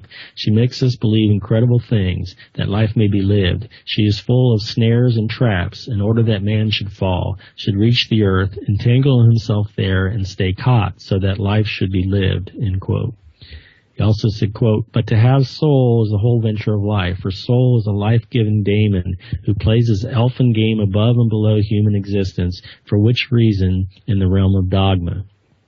End quote. He says, we begin to travel up through the healing spiral, straight up. Here the struggle is to retain awareness of the shadow, but not identification with it. Non-identification demands considerable moral effect, prevents a descent into that darkness. But though the conscious mind is liable to be submerged at any moment in the unconscious, understanding acts like a lifesaver. It integrates the unconscious, reintegrates the shadow into the personality, producing a stronger, wider consciousness than before. And Jung wrote, quote, one does not become enlightened by imagining figures of light, but by making the darkness conscious, end quote. He also concluded, quote, if at the end of the trickster myth the Savior is hinted at, this comforting premonition or hope means that some calamity or other has happened and been consciously understood. Only out of disaster can the longing for the Savior arise. In other words, the recognition and unavoidable integration of the shadow creates such a harrowing situation that nobody but a Savior can undo the tangled web of fate, end quote. So sometimes our greatest points of realization are at the points of our greatest struggles, and it's as if the energy is oscillating back and forth maybe with higher peaks and lower valleys, and one can tune into the low troughs, which is what most choose to do, or one can arise above that lower primitive urge and draw intuition from the peaks. Jung said, quote, these mythological features extend even to the highest region of man's spiritual development. If we consider, for example, the demonic features exhibited by Yahweh in the Old Testament, we shall find in them not a few reminders of the unpredictable behavior of the trickster, of his senseless orgies of destruction and his self-imposed suffering, together with the same gradual development into a savior and into simultaneous humanization, end quote. So you could say the Sophia mythos is pretty similar also. She went through suffering until she realized her wrongs and repented. I do think we need to acknowledge the shadow beings and accept they are part of reality. We should also take ownership that we, as the collective Sophia, contributed to their reality. I don't think we necessarily need to integrate or assimilate the shadow, but rather to be able to understand it and forgive it. It seems that as you become aware of your own impulses and signals, you put intent on them, observing them, which figuratively is shining light on what was dark, assimilating the shadow. Assimilating your shadow is supposed to be a metaphor for enlightening your consciousness, ridding it of shadow, which is different than shadow people. I think transmuting the shadow into light, as the Emerald Tablets say, is a better way of putting it. Assimilating would mean making the shadow part of you. So I've been thinking about how we are Sophia and have fallen in consciousness or frequency, and in a sense we might actually be Lucifer too, as he was said to have been with God in heaven but fell. And Lucifer has also been said to be Venus or Inanna, who has been a shadow or dark side of Sophia. The word Lucifer actually means light bearer. Well, our souls, we are light bearers or bearers of light. Adam may be seen as the lower nature of man, and so it is Lucifer who is telling man that the demiurge of God was lying to him. So in one sense, Lucifer represents the fall of man, just as Sophia does. Now remember Manly Hall saying Lucifer represented the, quote, intellectual mind without the illumination of the spiritual mind, end quote, which is enlightenment, and therefore is a false light. I think that parallels Sophia, who represents wisdom and knowledge, falling into chaos because she copied this realm without consulting or integrating the spiritual knowledge of the ineffable Father. And of course, chaos is the attribute of Pan, or the devil, or Satan, the opposer or opposite of the true God, the ineffable Father. When we go externally outside ourselves, we're going into shadow or darkness. And when we keep the intent of our superconsciousness internally within us, we're returning back to our true light power source. I think perhaps the intellectual mind may be analogous to the counterfeit spirit, and maybe the spiritual mind is another way of naming the superconsciousness. It's really more of a metaphor to understand except our shadow side. So in its negative context, it can represent a false light or deception. I guess it all depends upon the light it is bearing. If Lucifer is used to be associated with a fall, then that is the incoherent light or impure light. So right now in our fallen state of consciousness, it's not a pure light or currently in a pure form. But we bear the pure light inside us if we just go within and ignore all the external BS. So to try and understand our shadow side, I see it as a tool used to better know ourselves. And for some reason, this divine drama or cosmic play has a villain and a conflict in it. I don't think it's really their choice necessarily. They are just playing their role or serving their function. It's what they are, and it's not their fault per se, but it is a consequence of Sophia's error. And here in this dualistic polarity, you can't have a dawn without the night, and you can't have light without the shadow or a point of perspective. I think it's perception and perspective. The shadow's there, but people need to change their perspective to focus on the light within and not on the shadow or darkness externally. So are the archons and shadow beings a necessary evil that exist as obstacles for us to overcome in order to learn and grow? Are the archons volunteering to help us evolve by placing obstacles in our path to overcome? Like I said, I asked the question at Ions about are the billions of collective souls reincarnating here for thousands of years and still not learning our lessons about love. And like they said, they talked about the Schumann resonance and a deep light or deep source of energy from deep space. And I hope it's all true, and maybe it is, but all I can think of is promises, you know. So how do we resolve suffering and pain of life with the message of near-death experiencers that love is the glue that holds everything together, and everything and everybody is one, and we are connected together by love? Why would a true God want to be worshipped and prayed to? Why would a caring creator not create a better system, one where all creatures could gain sustenance from the air they breathe or directly from the light of the sun? You know, talk about love, and love is a word that means so many different things here on earth, and it's used sort of as an all-encompassing umbrella term. If we take a truthful, introspective look at our relationships, we too often will uncover a selfish motivation for being with that person. We're told it's wrong for us to cause suffering for another human being, right? But is it okay for God to make us suffer? Suffering is not the only way to teach love, in my opinion. Your empathy for another being's suffering is not the feeling of love, but the recognition of another human going through suffering, which makes no sense whatsoever. In fact, near-death experiencers say love is all there is on the other side. One said he had to look up the definition of the word hate when he came back because it didn't exist on the other side. So why would we need to come to earth to learn to love when it's so readily abundant there? It's our soul's natural state.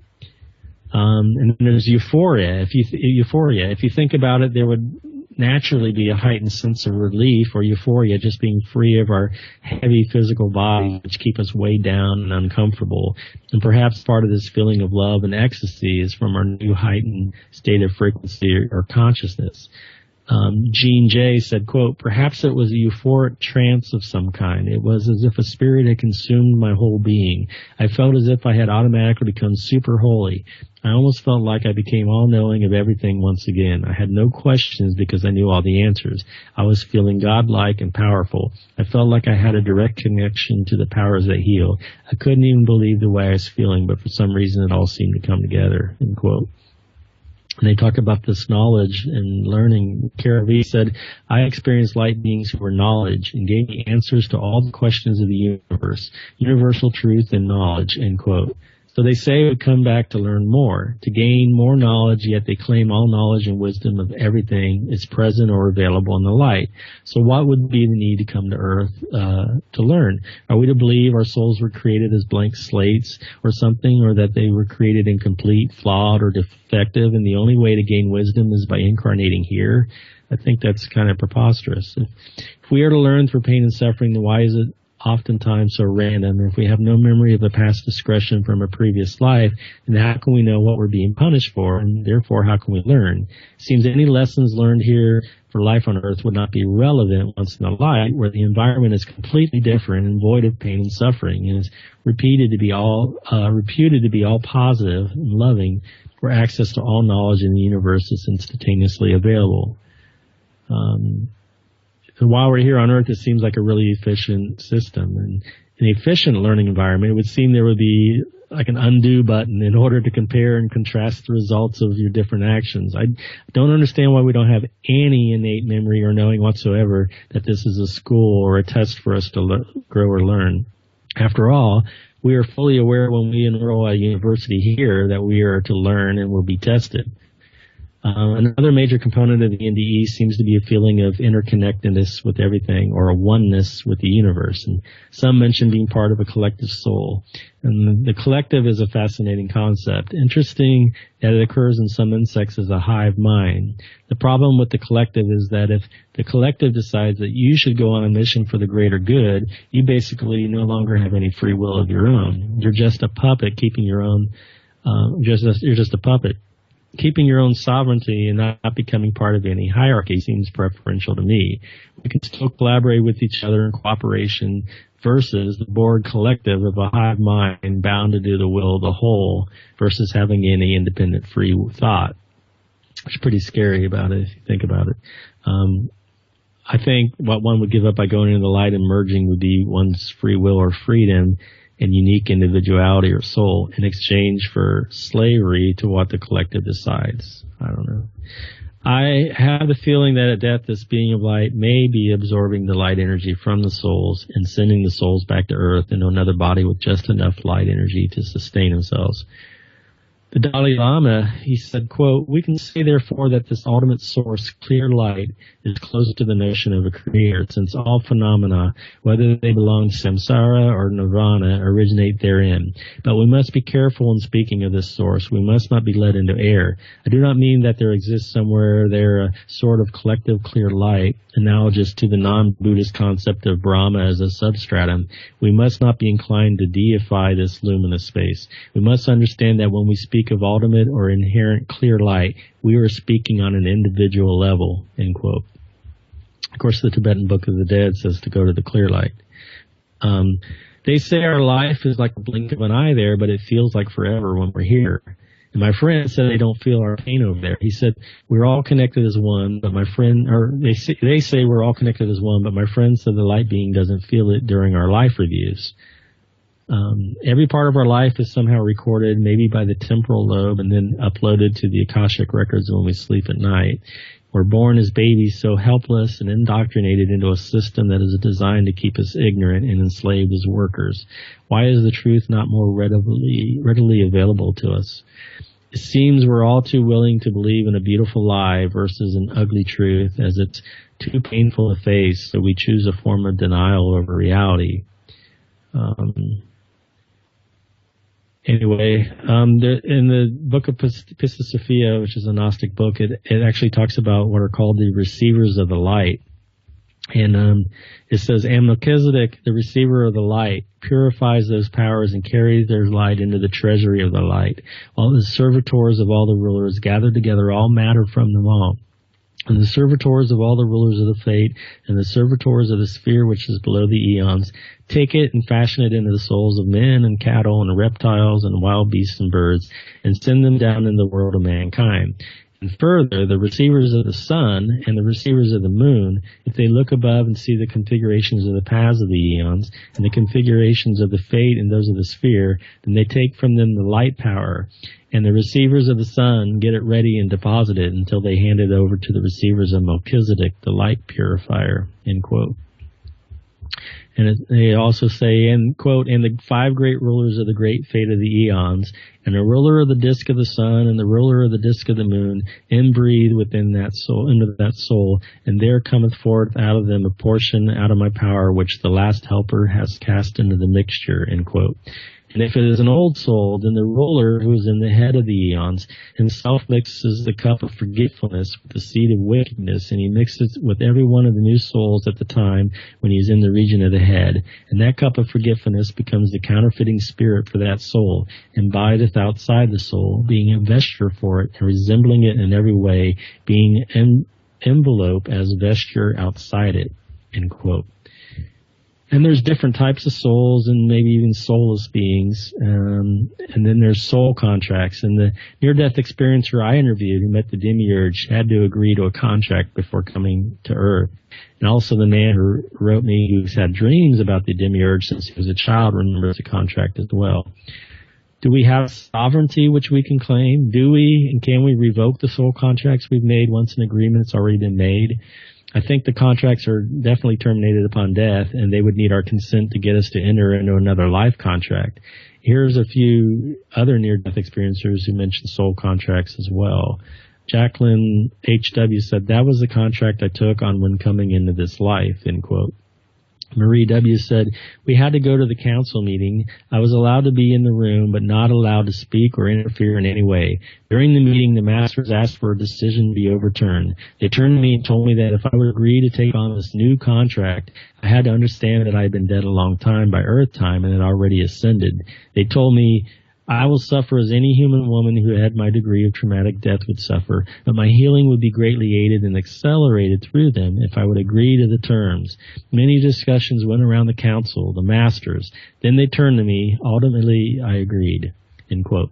Chantel L. said, quote, we ask to be born, and when we enter into a contract, we come to Earth with a purpose. On the other side, it is all that matters. Did we accomplish that mission or not? We are not judged by anyone, but we feel like a failure if we realize we did not accomplish the mission we incarnated for, end quote. And finally, Matt S. said, quote, I was made aware that there were things I had contracted to do that were still undone. Confirmation to me of reincarnation and contract incarnation, end quote. According to the Gnostic text, there are different types of souls, and it says that retributive servitors follow the soul, being witnesses to it for all the sins which it commits, that they may convict it in the judgments. And when the time is completed through the sphere, the receivers of Yaldabaoth come after their soul, and the retributive receivers assign the servitors to follow them and be witnesses of all the sins, with a view to the manner and method of how to chastise them in the judgments. And it says, when therefore the time of the chastisements of that soul and the judgment of the rulers of the midst shall be completed, the counterfeiting spirit leads the soul up out of all the regions of the rulers of the midst and brings it before the light of the sun, according to the commandment of the first man, you, and bring it before the judge, the virgin of light.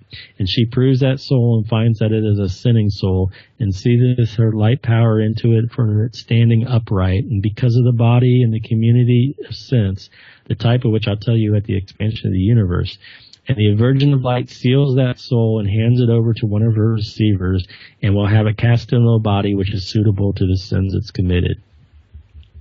They have, end quote, they have no jurisdiction over the souls which come from the eternal light realms. It says, quote, and the Savior answered and said unto Mary, finally has spoken. The servitors indeed are those who bear witness to all sins, but they abide in the judgments, seizing the souls and convicting all the souls of sinners who have received no mysteries, and they keep them fast in the chaos, chastising them. And those retributive receivers cannot overstep the chaos to reach to the orders which are above the chaos and convict the souls which come forth out of those regions. Now then it is not lawful to use force on the souls which receive mysteries, end quote. Have you ever heard of the Emerald Tablets of Thoth?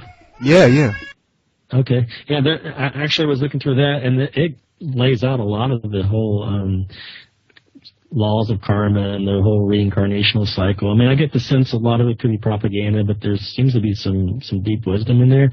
And it says the original source of the tablets is unknown, but Hermes is the author named in the text, and its first known appearance is in a book written in Arabic between the 6th and 8th centuries.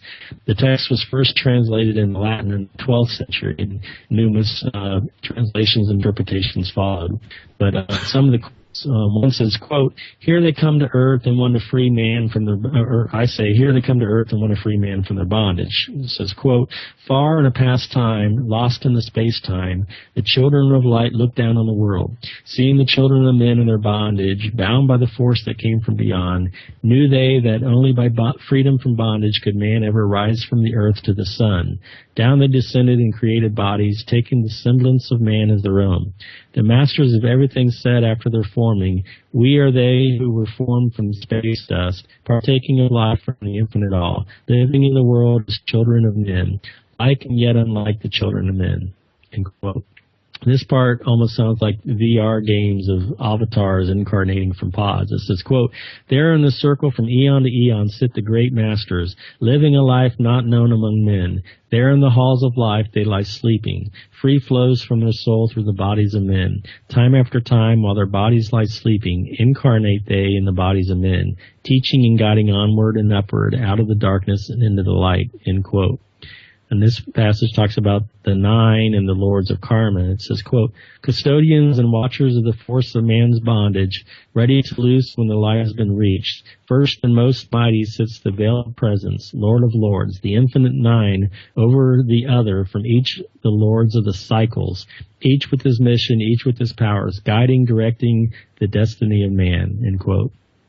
And they also talk about the fire within. It says, quote, he who knows the fire that is within himself shall ascend into the eternal fire and dwell in it eternally. Fire, the inner fire, is the most potent of all force, for it overcomes all things and penetrates to all things of the earth. Found I that man is but living in darkness. Light of the great fire is hidden within, end quote. So, I mean, within the demiurge's system, are these things not possibly true? It's definitely laying out the system of the demiurge. There's lords of karma, judgment, reincarnation, growing toward the light. Pistis Sophia speaks of breaking the bonds and no longer having to complete the circuits. So this is the goal ultimately in the system of the demiurge, although I doubt they really give it to very many. They rule in the afterlife, and during the afterlife, those who do not have enough knowledge, they become a stumbling block. The veil is the body, and what our consciousness sees is the darkness of our own prison. Here's another quote from the tablets. This is, quote, formed forth ye from the primal ether, filled with the brilliance that flows from the source, bound by ether coalesced around, yet it flames until at last it is free. Lift up your flame from out of the darkness, fly from the night, and ye shall be free, end quote. And here it talks about being bound by the matter that imprisons us. It says, list ye again, O man, to my wisdom, that hearing ye too might live and be free. Not of the earth are ye, earthy, but child of the infinite cosmic light. Know ye not, O man, of your heritage? Know ye not ye are truly the light. End quote. It says, deep in the silence, first you must linger until at last ye are free from desire, free from the longing to speak in the silence. Conquer by silence the bondage of words, abstaining from eating until we have conquered desire for food, that is bondage of soul. Then lie ye down in the darkness, close your eyes from the rays of the light, center thy soul force in the place of thine consciousness, shaking it free from the bonds of the night. Place in thy mind place the image you desire. Picture the place you desire to see. Vibrate back and forth with thy power. Loosen the soul from out of its night. Fiercely must ye shake with all the power until the last thy soul shall be free. End quote. I think it does lay out a lot of the system, including perhaps how to even be free, maybe. At night, our consciousness falls into a dream state from which we wake in the morning. And some are able to become aware that they're dreaming and control the dream. We call this lucid dreaming. It could be that what we call this everyday normal waking state is just another dream, albeit at a slightly higher level. And when we sleep at night, it is a dream within a dream. If so, it could be that we need to wake up from this lower state of consciousness and become aware of the true reality. Perhaps that is what the previous passage from the tablets was alluding to. Here's another quote. It says, when unto thee comes a feeling, drawing thee near to the darker gate, examine thy heart, and find that the feeling thou hast comes from within. If you shall find the darkness thine own thoughts, banish them forth from the place in thy mind. Send through thy body a wave of vibration, irregular first and regular second, repeating time after time until free. Start the wave force in thine brain center, directed in waves from thine head to thy foot. But if you find thine heart is not darkened, be sure that a force is directed to thee. Only by knowing can thou overcome it. Only by wisdom can thou hope to be free. Knowledge brings wisdom, and wisdom is power. Attain, and ye shall have power over all. End quote. And also it says, look to the light, O my brother, open and ye shall receive. Press on through the valley of darkness, overcome the dweller of the night. Keep ever thine eyes on the light plain, and thou shalt be one with the light. Man is in the process of changing to forms that are not of this world. Grows he is time to the formless, a plane on the cycle above. Know ye, ye must become formless before ye are with the light, end quote. So the question is, what light is he referring to? The astral light of the NDE or the eternal light realms? Here he acknowledges the light within as the great light, and that the body is the shadow or darkness. He says, quote, thy light, O man, is thy great light, shining through the shadow of flesh. Free must thou rise from the darkness before thou art one with the light.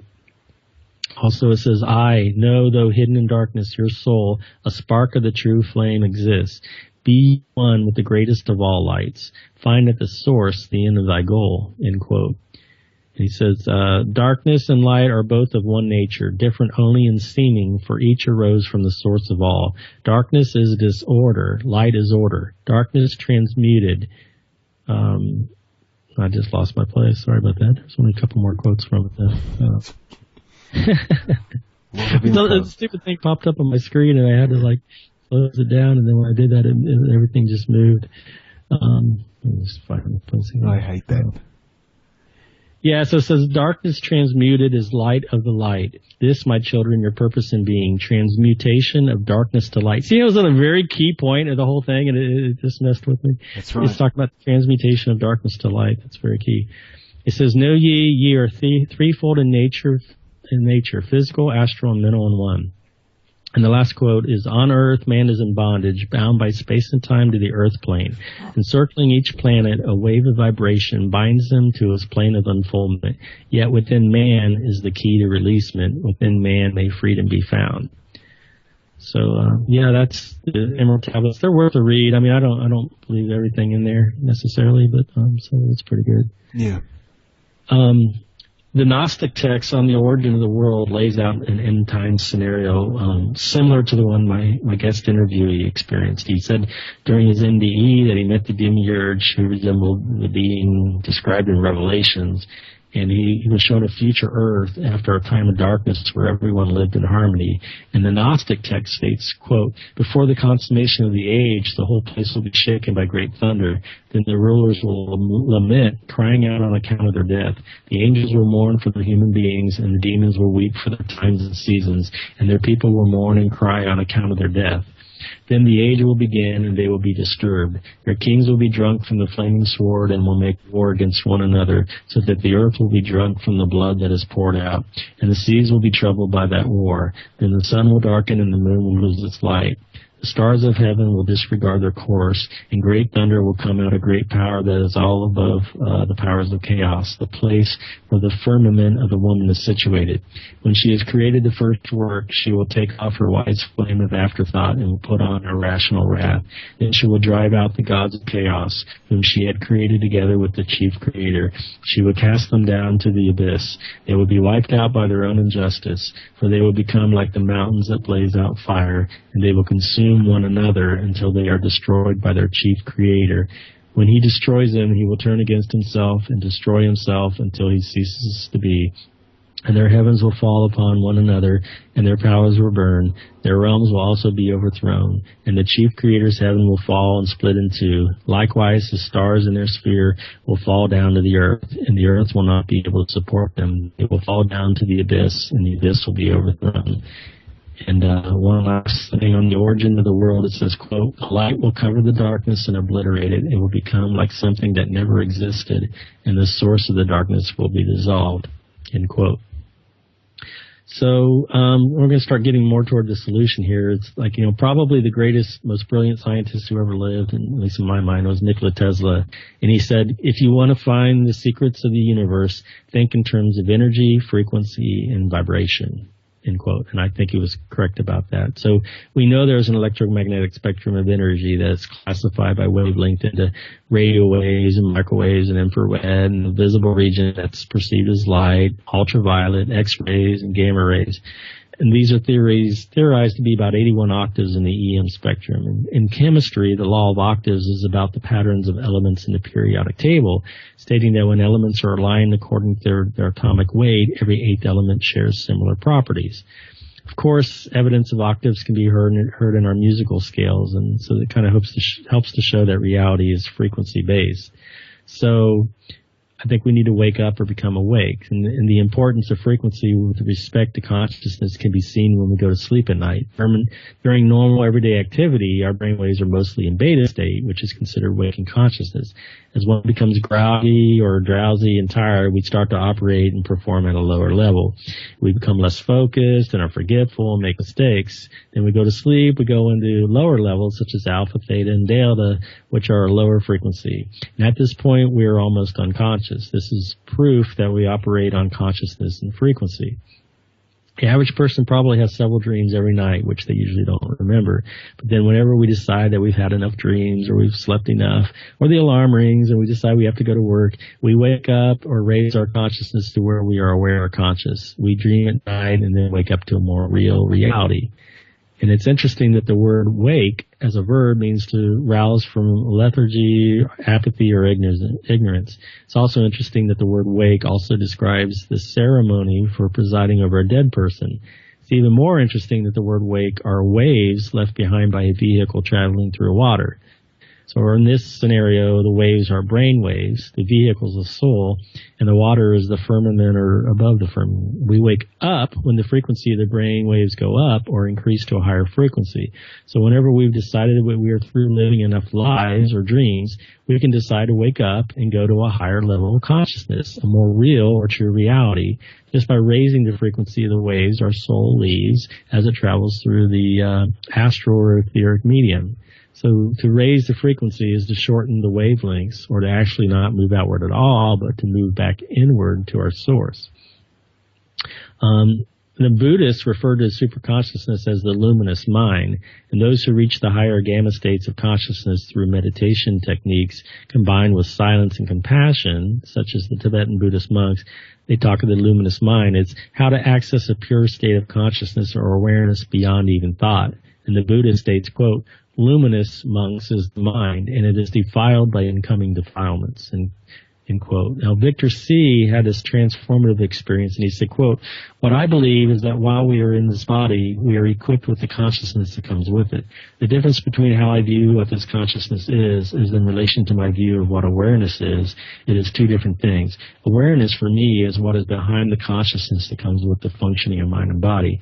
The awareness behind it, however, is of a much broader infinite nature. The thoughts that we all have in our consciousness appear to be a constant stream that is continuous and linear in nature. However, upon intense concentration on what is an iota of time between our thought, I believe that what I have experienced was a gateway leading out of consciousness and into the hidden spectrum of pure awareness that lies beyond. He says the best way that I can describe it is that this state was beyond the need for thoughts or senses.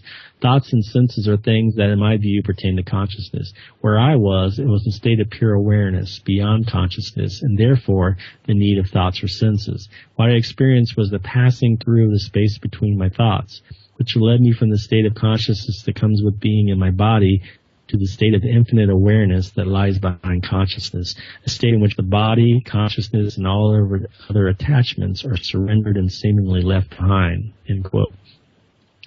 Also, I've discovered that out-of-body researcher William Gilman has come to similar conclusions in his books. He has had many out-of-body experiences himself and conducted a survey of over 16,000 people who have experienced astral travel. And I'd like to read a few of his quotes, which are extraordinary. In his book, Adventures in the Afterlife, he says, quote, to become an effective spiritual traveler, it's vital to develop your flexibility of consciousness. You must learn how to shift your state of awareness without becoming attached to the energies that dominate a given reality, end quote. He says, this is basic soul travel, lateral motion of consciousness in a structured consensus reality. You can use the energy signature of any familiar location as your target. The key is to completely focus, know, and flow. It's essential to lock your awareness into a specific energy environment or your perception will become unstable. This skill is critical when you're attempting multiple reality jumps. He says, yes, all these things are your projections. Now you can see how it's easy it is for untrained souls to become completely trapped within their own thought forms. This is a common problem for billions of souls dwelling in the physical and astral projections. Few souls are aware of the creative power of their own thoughts. Self-created manifestations of forms makes for convincing illusions in all dimensions. Many humans remain imprisoned in this labyrinth of the mind. End quote. And in his book, The Secret of the Soul, he says, quote, many people are relieved and overjoyed to discover that they really do continue to exist after death and, as a result, gladly accept the first non-physical reality they experienced as their new spiritual home. However, there is one very serious problem with this comforting scenario that few are aware of and no one addresses. You have just accepted and adapted to a thought consensus environment on the astral plane. You have just accepted a reflection of spirit instead of the true essence of it. You have done what billions have done before you. You have merged your consciousness with a non-physical reality far from your true spiritual home. By doing so, you essentially guarantee the continuation of your form-based existence and your reincarnation. The end result is that most people accept the denser spiritual realities of the astral plane as their new home. They settle for and adapt to the physical-like areas of the astral plane because these environments are familiar and comfortable. Thus, they chain themselves to the astral realms of form and substance, and the ancient cycle of rebirth is maintained and assured. He says, I am often asked what I will do when I take my final breath. This is a critically important question that too few people ask themselves these days. My answer is this. I will demand to experience my higher self, my spiritual essence. I am not content to simply go to the light. I am not content to accept past acquaintances and comfortable surroundings as my new reality. In fact, I am not content to settle for any form-based reality as my spiritual home. I absolutely know there is so much more available beyond the realms of form. There exist dimensions of magnificent living light simply waiting for us. All we need to do is awaken and accept their reality. Two powerful truths are apparent. First, all form is but a reflection of pure spirit. Second, we are not helpless victims of an external force that dictates or directs our reality in our lives. We are bestowed with the power of free will and the ability to take spiritual action. Why would you settle for a pale reflection of reality when the pure realms of spirit are always present? He says, quote, all dimensions occupy the same time and space. They are separated by their individual frequency and resulting density. As we move in toward the energy source, each heaven becomes progressively more thought responsive. Multiple heavens exist within each dimension created by the group consciousness of the inhabitants. He says, the sooner we awaken to and experience the interdimensional path within us, the sooner we will evolve beyond our animal bodies and embrace our unlimited abilities to fully experience our spiritual essence. Our spiritual growth and evolution are directly related to our ability to navigate the multidimensional path within us. And lastly, he says, everything seen and unseen is a form of energy, and there is no escaping the subtle energy creations of our own mind. We must conquer our personal addictions and attachments, for these are the anchors that hold us to the destiny of form and matter, end quote. So if near-death experiences are correct, and when we die, we could potentially create our own reality and can travel by thought or intent. Unfortunately, other entities may try to usurp our sovereignty or free will and trick us into doing their will and willingly give them our energy.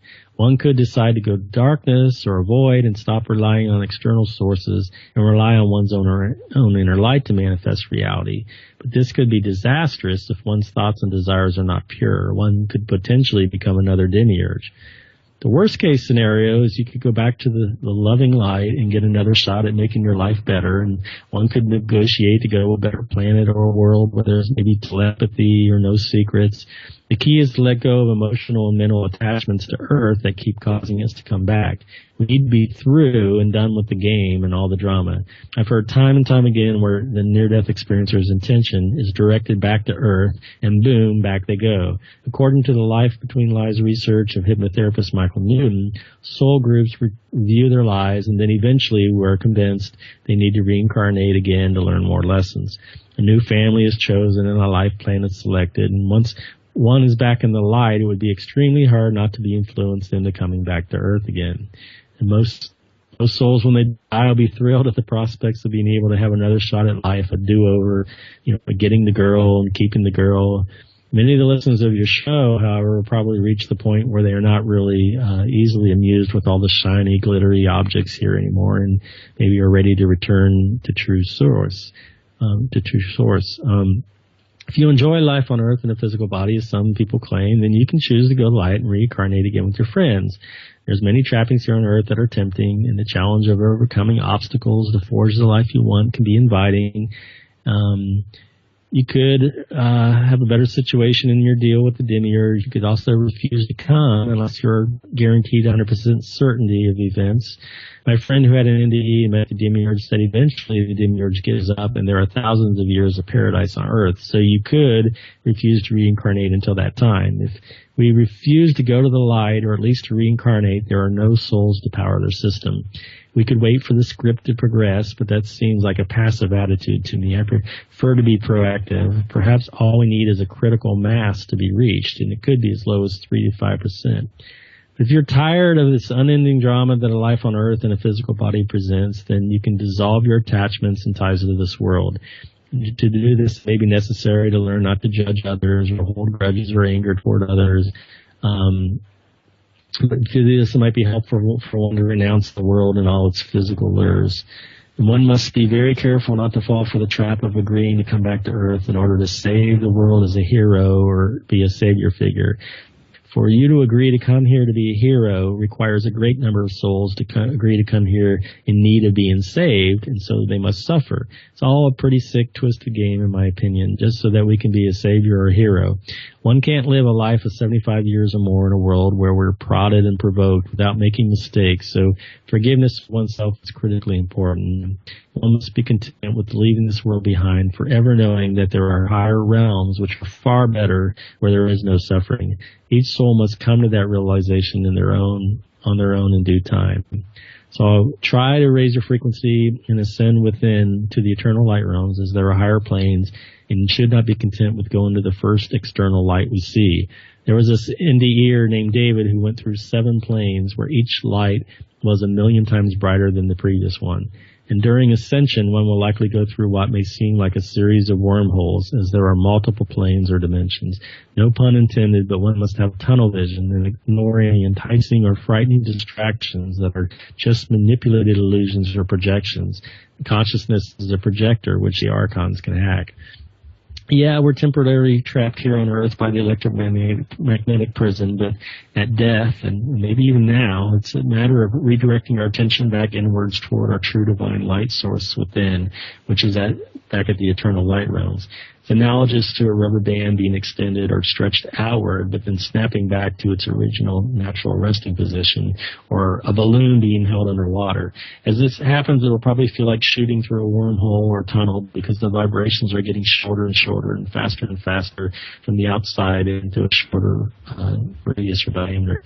We're everywhere at once. It's simply an issue of where we choose to focus our attention. We can focus it on the illusions and projections of the archons and shadow beings in the denser, darker physical plane, or we can ignore the illusions and focus our attention on our true divine light source, which is at the eternal light realms and where the ineffable Father is at. There's an emotional plane, a mental plane, a plane where we can exist as a point of consciousness, and maybe even planes above that where we can exist as pure energy or awareness beyond the need for thought. If one is ready to move on and leave all the drama of the lower planes behind, then here's a solution I prefer. There are those who say to go to the black hole, the center of the galaxy, or to return to Orion, but I disagree with that. And I agree with what Tesla said, and I believe the universe is composed of octaves. In my opinion, one needs to leave the physical and astral planes behind completely. So my suggestion is, at death, one can raise the vibrational level or frequency of the soul, which is light. The key seems to be that energy flows where attention goes. So keep focusing your consciousness and attention on increasing your frequency back to the center. Just keep increasing the vibration of your soul as much as you possibly can by using your focused, willful intent. This means ignoring any distractions that try to lure you to a light or an attractive being, whether angel or family member. You could use a sort of mantra at death. Higher frequency now, or move inward. You eventually arrive at what the Gnostics call the eternal light realms, or the height of heights, the light of lights. This should be our spirit's natural, original state, but just keep increasing your soul's vibration and frequency until you arrive at the highest frequency, which may manifest as the purest light, the absolute truth, and unconditional love. So to wrap things up, I know life is hard for many people listening, and it's difficult for me also. I try to keep in mind that it's only a temporary situation. I worked as a computer programmer for 27 years and retired this last year. And after I worked that last day, it seemed so surreal. I could hardly believe it. I finally did retire, even though it seemed to take forever, and I thought retirement would never arrive, but one day it did. In the same way, although life can at times seem to take forever, one day we will take our last breath and actually die. So each day we're one day closer to freedom and liberation and going home. It's important to be ready for that day. So practice love and kindness and keep raising your frequency as high as possible. It's important to practice spiritual alchemy to keep attachments and residue from weighing our souls down. Be loving, gentle, peacemakers, merciful and compassionate. Minister unto the poor and sick and afflicted. Renounce all things of the world. We should be in the world, but not of the world. And this is part of the eulogy I wrote for my brother's burial. He died last week and he was buried a couple of days ago. And I had a few discussions with him near the end of his life, and I explained how the soul is a translucent liquid light and how at death one can travel by thought or intent in the astral realms and manifest reality instantly. I also mentioned how at death the consciousness becomes expanded and is in truth a super consciousness which is hyper aware and alert. I said, I hope that he's able to shift his state of awareness and ignore any illusions or projections that might imprison him within thought forms, which are just a reflection of pure spirit. May he shed any personal addictions and attachments that could anchor or hold him to form and matter. I hope he transcends any form-based, denser spiritual realities, thereby avoiding the cycle of rebirth. May he exercise the sovereignty of his free will and refuse to be a helpless victim of an external force or settle for a pale reflection of reality. I hope he opts for the purest realms of spirit. May he raise his frequency, navigate the multidimensional path within himself, and return to his true spiritual home in the eternal light realms, and experience his true spiritual self with the ineffable Father. But most of all, I hope he is happy in doing what makes him happy, whatever that may be. Positive thoughts and higher frequency until he is home. So I'd really like to hear from people about their experiences, whether they believe we are learning and growing here through suffering, whether they believe God is evolving, whether or not our souls are sovereign. So my email address is wayneJbush@gmail.com. So it's WAYNEJ, the letter J, BUSH@gmail.com. So, yeah, thanks for having me on your show, Adam. It's always a pleasure. You have any questions or any comments for me? Oh, tons to go through, huh? It's, yeah, it's a lot. A lot of info for people to have a look through. It's just a couple of things. I mean, before we go, just going back, I'm wondering with all this and going back to these all these different types of creatures people see and different looking beings and stuff. You're wondering.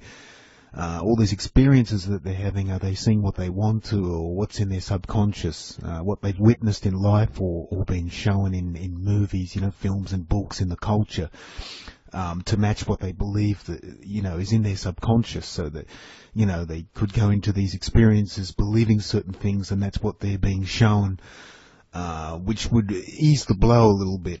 It's almost like, I guess, shape-shifting to match the experience of this person, because they're all seeing such different things, and through the films and images of our life, we're shown so many of these movies and space creatures and things and Star Wars and all this stuff, and people have an idea of what space would look like, or the afterlife or death experience or whatever. And it always seems like these filmmakers and stuff have knowledge to technology and things that we're not shown or don't understand yet. Maybe that's kind of to give us part of the truth, which I would think would be enough to inoculate us into not being shocked. Because you mentioned that a bit there, that people saw these creatures, but they didn't want to sort of spook them or shock them too much. But if you've seen it in your life, then it might display itself in whatever way that's not going to be so shocking to you. But you're wondering what you're really dealing with, if it's just all energy at the end of the day, taking on different forms to accommodate what we believe in and stuff. And you wonder, are we creating these situations in this afterlife or near-death experiences as well? So it's quite a powerful thing. So I was sort of wondering about all of this, because there's so much to pour through, and it's on some of these websites, the near-death one you mentioned. Yeah. I'll just plug that. What is it called? NDERF. NDERF. NDERF. Yeah, Near-Death Experience Research Foundation. It's an archives for people to go through. I spend days on there. I recommend everybody, and there's a search box where you can type in any term you want and just read through them. I'll put it up. I found another one too, which I'll link through cosmiccradle.com, and there's all these articles and stuff in there as well. A lady saying here her daughter told her name before birth. So the lady saying when she was pregnant, the daughter communicated with her in her dreams, and it was very clear, and she told her name, what it would be, and it was a very unique name. And then when she was 8 years old, she shared with her pre-birth memories, and that was in your pre-birth section there. So it's really fascinating, all that. She believes this lady, the daughter, communicated soul to soul during her pregnancy, and she's 25 years old now. And the mother asked the daughter, "How did you choose me?" She was saying that it was all these different levels before she was getting ready to be born, and she said that it was like a magnetic pull that drew her to the mother. So very interesting, and she was amazed at that. So this is I'll send this through, but there's all these kind of it's a website on pre-birth experiences and stuff like that. So because I've read incredible articles where children remember their past lives or what they were before, and all these different experiences. So there's so much to go through as well. I was going to ask you with your you said your brother passed away. Is contacting him or getting him to contact you in dreams or anything? Is that something you discuss with him, or do you get time to? No. I haven't really remembered my dreams recently. I went through a stage where I made an attempt to have an out-of-body experience and also remember my dreams, and I started to remember my dreams, and I did notice that almost all my dreams were very contentious, and I'd be put in a situation where I was having to justify myself, or maybe you're haggling over a price, or somebody's trying to rip you off, and I don't know whether it's just a reflection of my subconscious, the state I'm in, or whether it's just the archons just putting those images and trying to get energy from me. I mean, I don't know. I did have this one experience where I saw like a television type screen, and there was like a horizontal white light across it, and all of a sudden I got this telepathic. I've only had a few instances in my life where I had a telepathic voice in my head, and it said, "Go to the light." And I thought maybe I'm just starting to wake up to this reality, and I caught them red-handed, with their subliminal programming, or who knows, or whether it's all on the up and up. But I mean, I do look at it sort of as maybe a game or some kind of entertainment, and maybe, that's right. Maybe they're there just to be obstacles and that are necessary. And the near-death experiencers say that you're given the experience that you need at the time, but maybe they are just reading us and giving us the image that is best to take advantage of our weaknesses, too. So it's hard to really say. They are able to shapeshift. There was this one near-death experiencer, there's at least a dozen of them, but one in particular saw the Virgin Mary, and he said it wasn't until when he asked her if she's really the Virgin Mary that she took her true form. So, they say that they took these forms to comfort us, in which energy taking form. Yeah. So, but once they're not appearing as their real, maybe they don't really have a form. They can just, they appear however. Yeah, whatever you want to see, or whatever you're used to, or seen a lot of. In your life. But what I look at here on Earth is there's so much entertainment here on this planet. As a matter of fact, tonight, we had the Final Four in basketball here, which is like a big deal in the United States, and so I think in sort of a holographic fractal, as above, so below way, maybe this really is we come down here for experiences, and it's all part of entertainment. And we go back, and it's like a video game. And it's like who got the high score, who did the you put yourself. It's like going camping for the weekend, and you're going to rough it or something. I mean, who really knows? I wonder why we're doing this. Do you reckon? And everyone's watching basketball, or people are doing all those sort of things, and we're doing all this heavier research stuff. It's a form of escapism, for one, because life can be so difficult. All the working and I saw my brother and my grandma suffer so much. My brother, he had diabetes and he lost his leg and he had to have a prosthetic leg, and he was in a nursing center for like 9 months, just laid up in bed. I mean, my grandma, every time I went to see her, she was getting old for the break. I mean, you see some people that are really, really suffering here. And it's I just don't see the need for suffering in order to learn lessons. That's right. Yeah. Why do you have to suffer and come back and suffer to learn things? It's like maybe it's just drilling the point home. I mean, the more pain and suffering you have, then maybe it makes a deeper impression in your memory or something, so that you don't forget that. Maybe, I don't know, but I don't want to come back reincarnate after I die and suffer, man. Live with somewhere and suffer. It's like I don't want to. Yeah, it's hard to hear. You're kind of breaking up on my end, at least. I hope mine comes through okay. A little bit broken up. It seems okay. We do the best we can.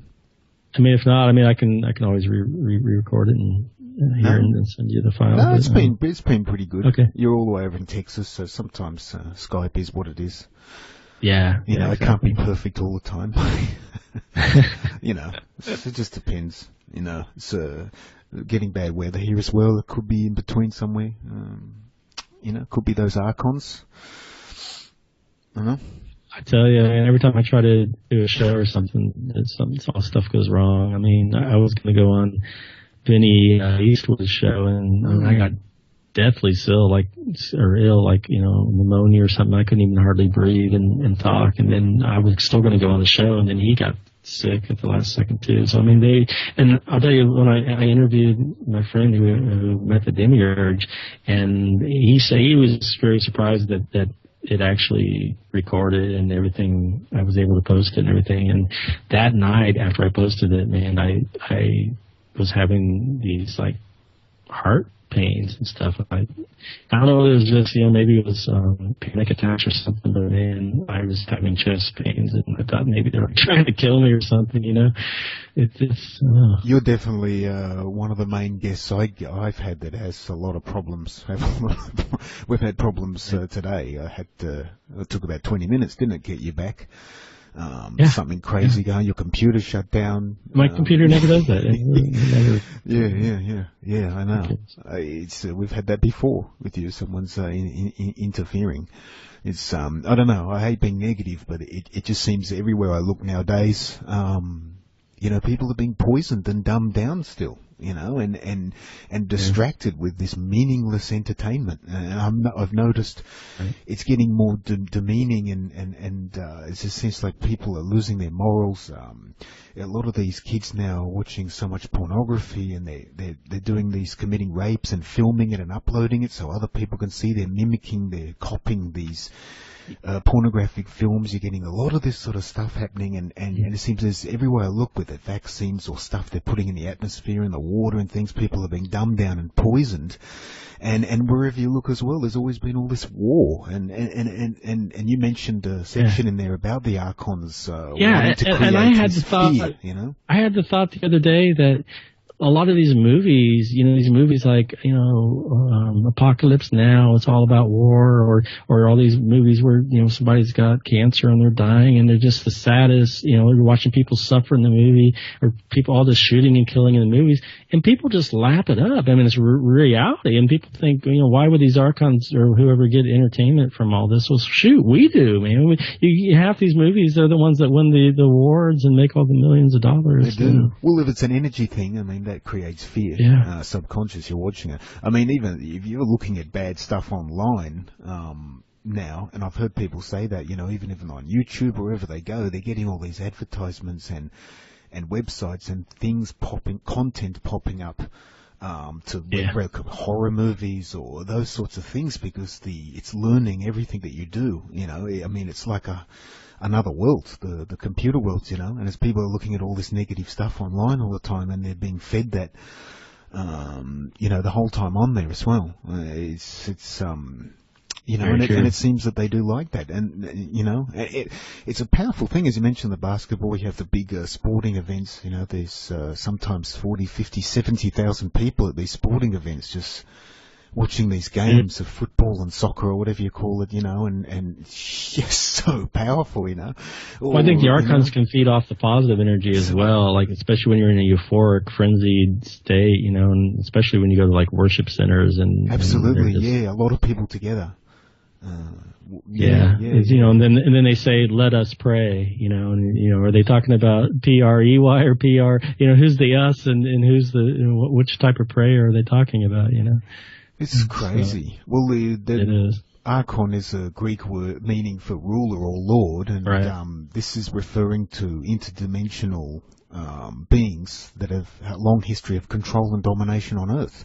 And what I've said many times, they do seem parasitical in their nature, because they've enslaved humanity with fear. And you look at all the world wars, right through history, it seems all we've known is war. It just seems like there'd be a more gentle, loving way of learning. It seems more, versus this barbaric, where creatures just feed off each other. And I mean, you can't deny that there's a food chain. I mean, everybody knows that.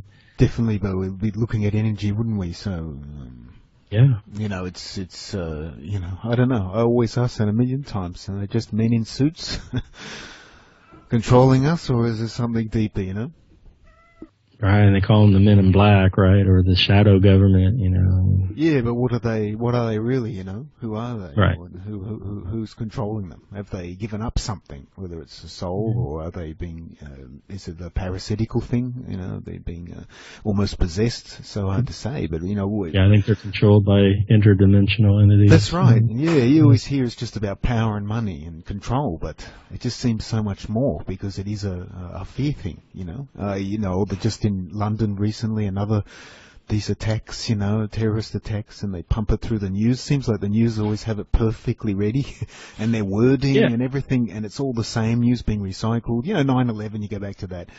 I have a book on that was fear, a sacrifice, sort of, to create fear and mind control in the population. It shattered the whole world. I mean, anyone who saw that, you can never forget it, and it's putting it all in your mind. And it all seems to be about that. So you wonder, what is it all feeding? People think, archons, aliens are silly, but going back to what I said before, maybe people are seeing these greys or insect-like creatures or things like that. They could be just seeing an image of what they believe in. It might not necessarily be that. Right. It could be just something taking on form. It could be anything behind there. That's why it's so important to start raising our frequency and stop dwelling on all this negative shadow aspect of everything. I mean, maybe accept it and realize that, it exists, and not maybe blame it so much, but just move on past all the drama and all the lower stuff and just be ready. If we do have sovereignty, then, we have the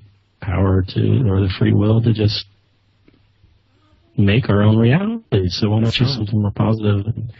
It does have just quickly here, How to Exit the Matrix, a great article I pulled up called, from 2017, March 28th actually, a couple of days back, called Archons Be Gone. And it says here, on a few things you can do, says here, break vows, renounce all past life and present vows that give away your power, obedience to a particular organization.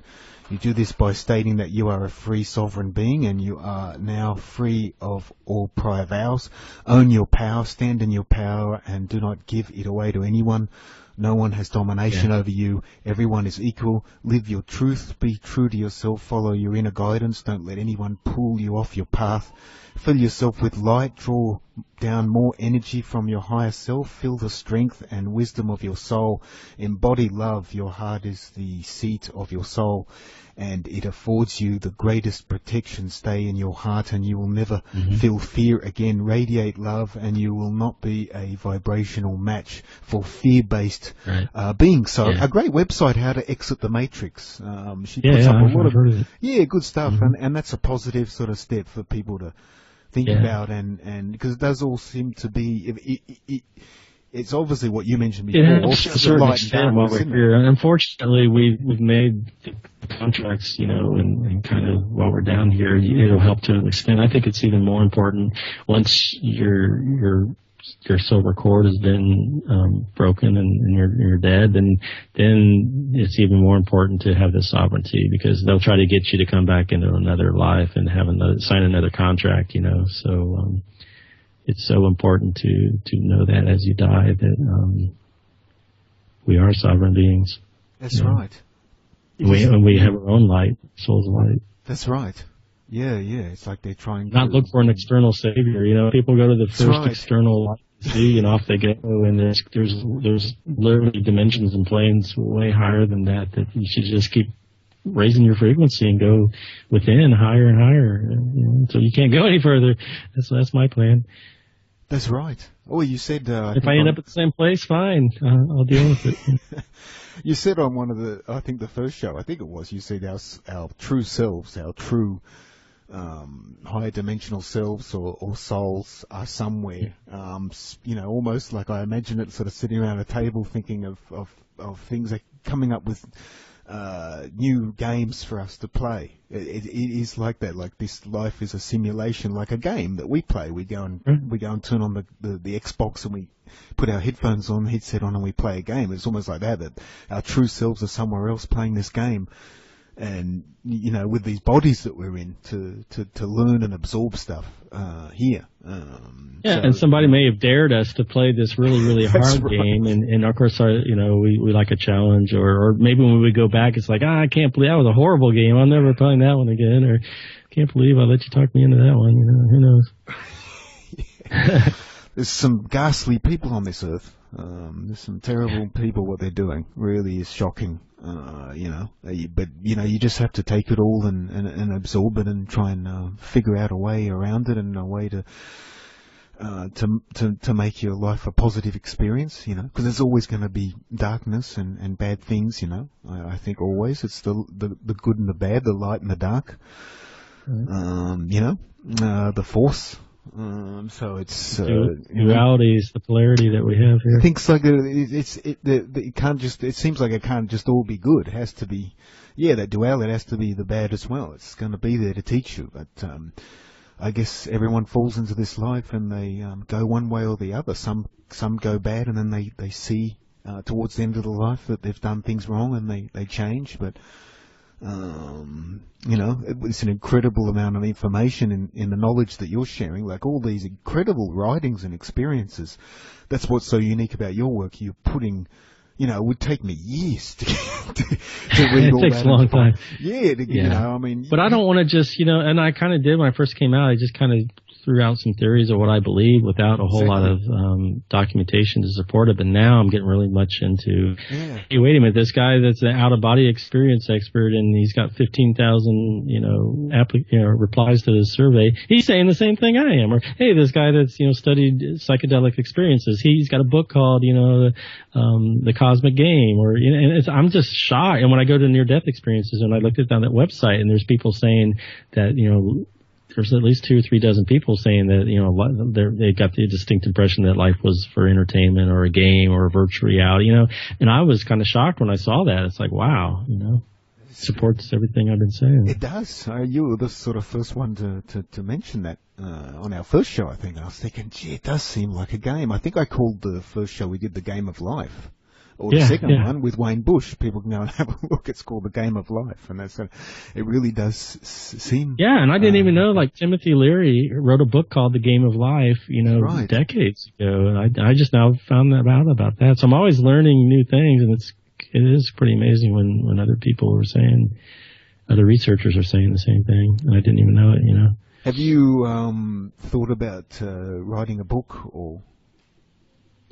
Yeah, now that I retired last year, so now I think I'm going to do a documentary for YouTube, and then people keep asking me to do it. So I got time now. I think I'll try.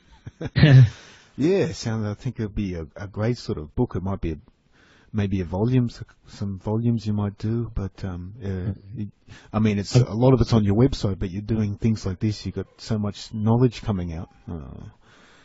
It's hard to say what. I'll probably just make it an ebook and it'll be available free. I mean, I haven't made a dime of anything I've in my work, and I think it's just a detractor. I mean, people can say, well, he's just doing it for the money. You know, a lot of people that they have all these books to sell, or you know, I don't want it. But then, you know, then the other flip side of it is you may not reach the masses if it's not in the bookstore. Or I also would like to do a screenplay, but where you could maybe make a movie like, you know, The Matrix or something. That's the way to really reach the masses is through a movie. Unless you have the following of a Dan Brown or something like that, you know, it's pretty tough to write a book and reach them. Yeah, some YouTube videos can be good, as you can do quite a long one and put up images with the wording over the top, you know, so people can see the pictures. It shifts pretty quick, and they can see writing it. They're quite popular. Won't be anything high tech. It'll be more like a slideshow. I mean, I've got some limited experience with like Flash programming and stuff like that. That's right. Yeah, I wish I could do more with that. It's hard. But I would do it in Flash. It'd probably be more like a video editing software. Yeah, well, it's something you do for a living for so long. So definitely a calling there, maybe. We will see. We'll see. Yeah. Good idea, though. All right, anything you want to finish on before we plug out? No. I just really appreciate you having me on again. Okay, yeah, it's getting late where you are, so I'll let you get some sleep, and I should be able to put this up around 6 o'clock or 7 o'clock your time. Oh, that'd be great. I'll be on the lookout for it. Tomorrow, yeah. And people can go through. It's a lot in there. There's so many, like 1,000 things you said. I wanted to have a look. I think got me thinking, you know. But it's good you can put it all into one place. Because, as I said, it'd be impossible to find all that. But you can hear all these great experiences, you know, and all these people are saying, and it does match up. So it's really incredible. I think you're connecting the dots with your work. It's all sort of one motion. It's all connecting. That way, I have to have some supporting evidence from experts in the field. I can't just say this is what I believe because nobody cares, right? You have to have corroborating evidence, you know, from science and from all the different, you know. That's right. I was thinking maybe you could put a podcast together like this, you know, enable you to interview these people, because they definitely come on. Well, that's exactly my friend Matt from the Near Death group. He's been trying to get me to speak to the group, but for whatever reason, the people in control of the group maybe don't want that to happen. But he was approaching me about maybe us interviewing some, you know, John Lear and some of these people. Great idea. Yeah, such an interesting thing. So much to do. All right. Yeah. Plenty in there for people to go over. My goodness. Yeah. You compressed so much into a couple of hours. It's ludicrous. It's you know, people will really like to listen to that. And all right, I'll put this up and put your website links and anything else. Just shoot it through to me via email if you want up. Any pictures or anything new, any new bio you have or anything, whatever it might be.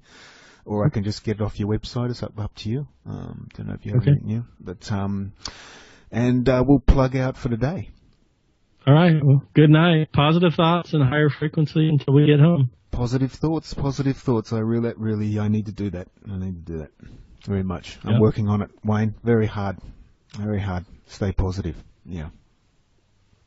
It's fair.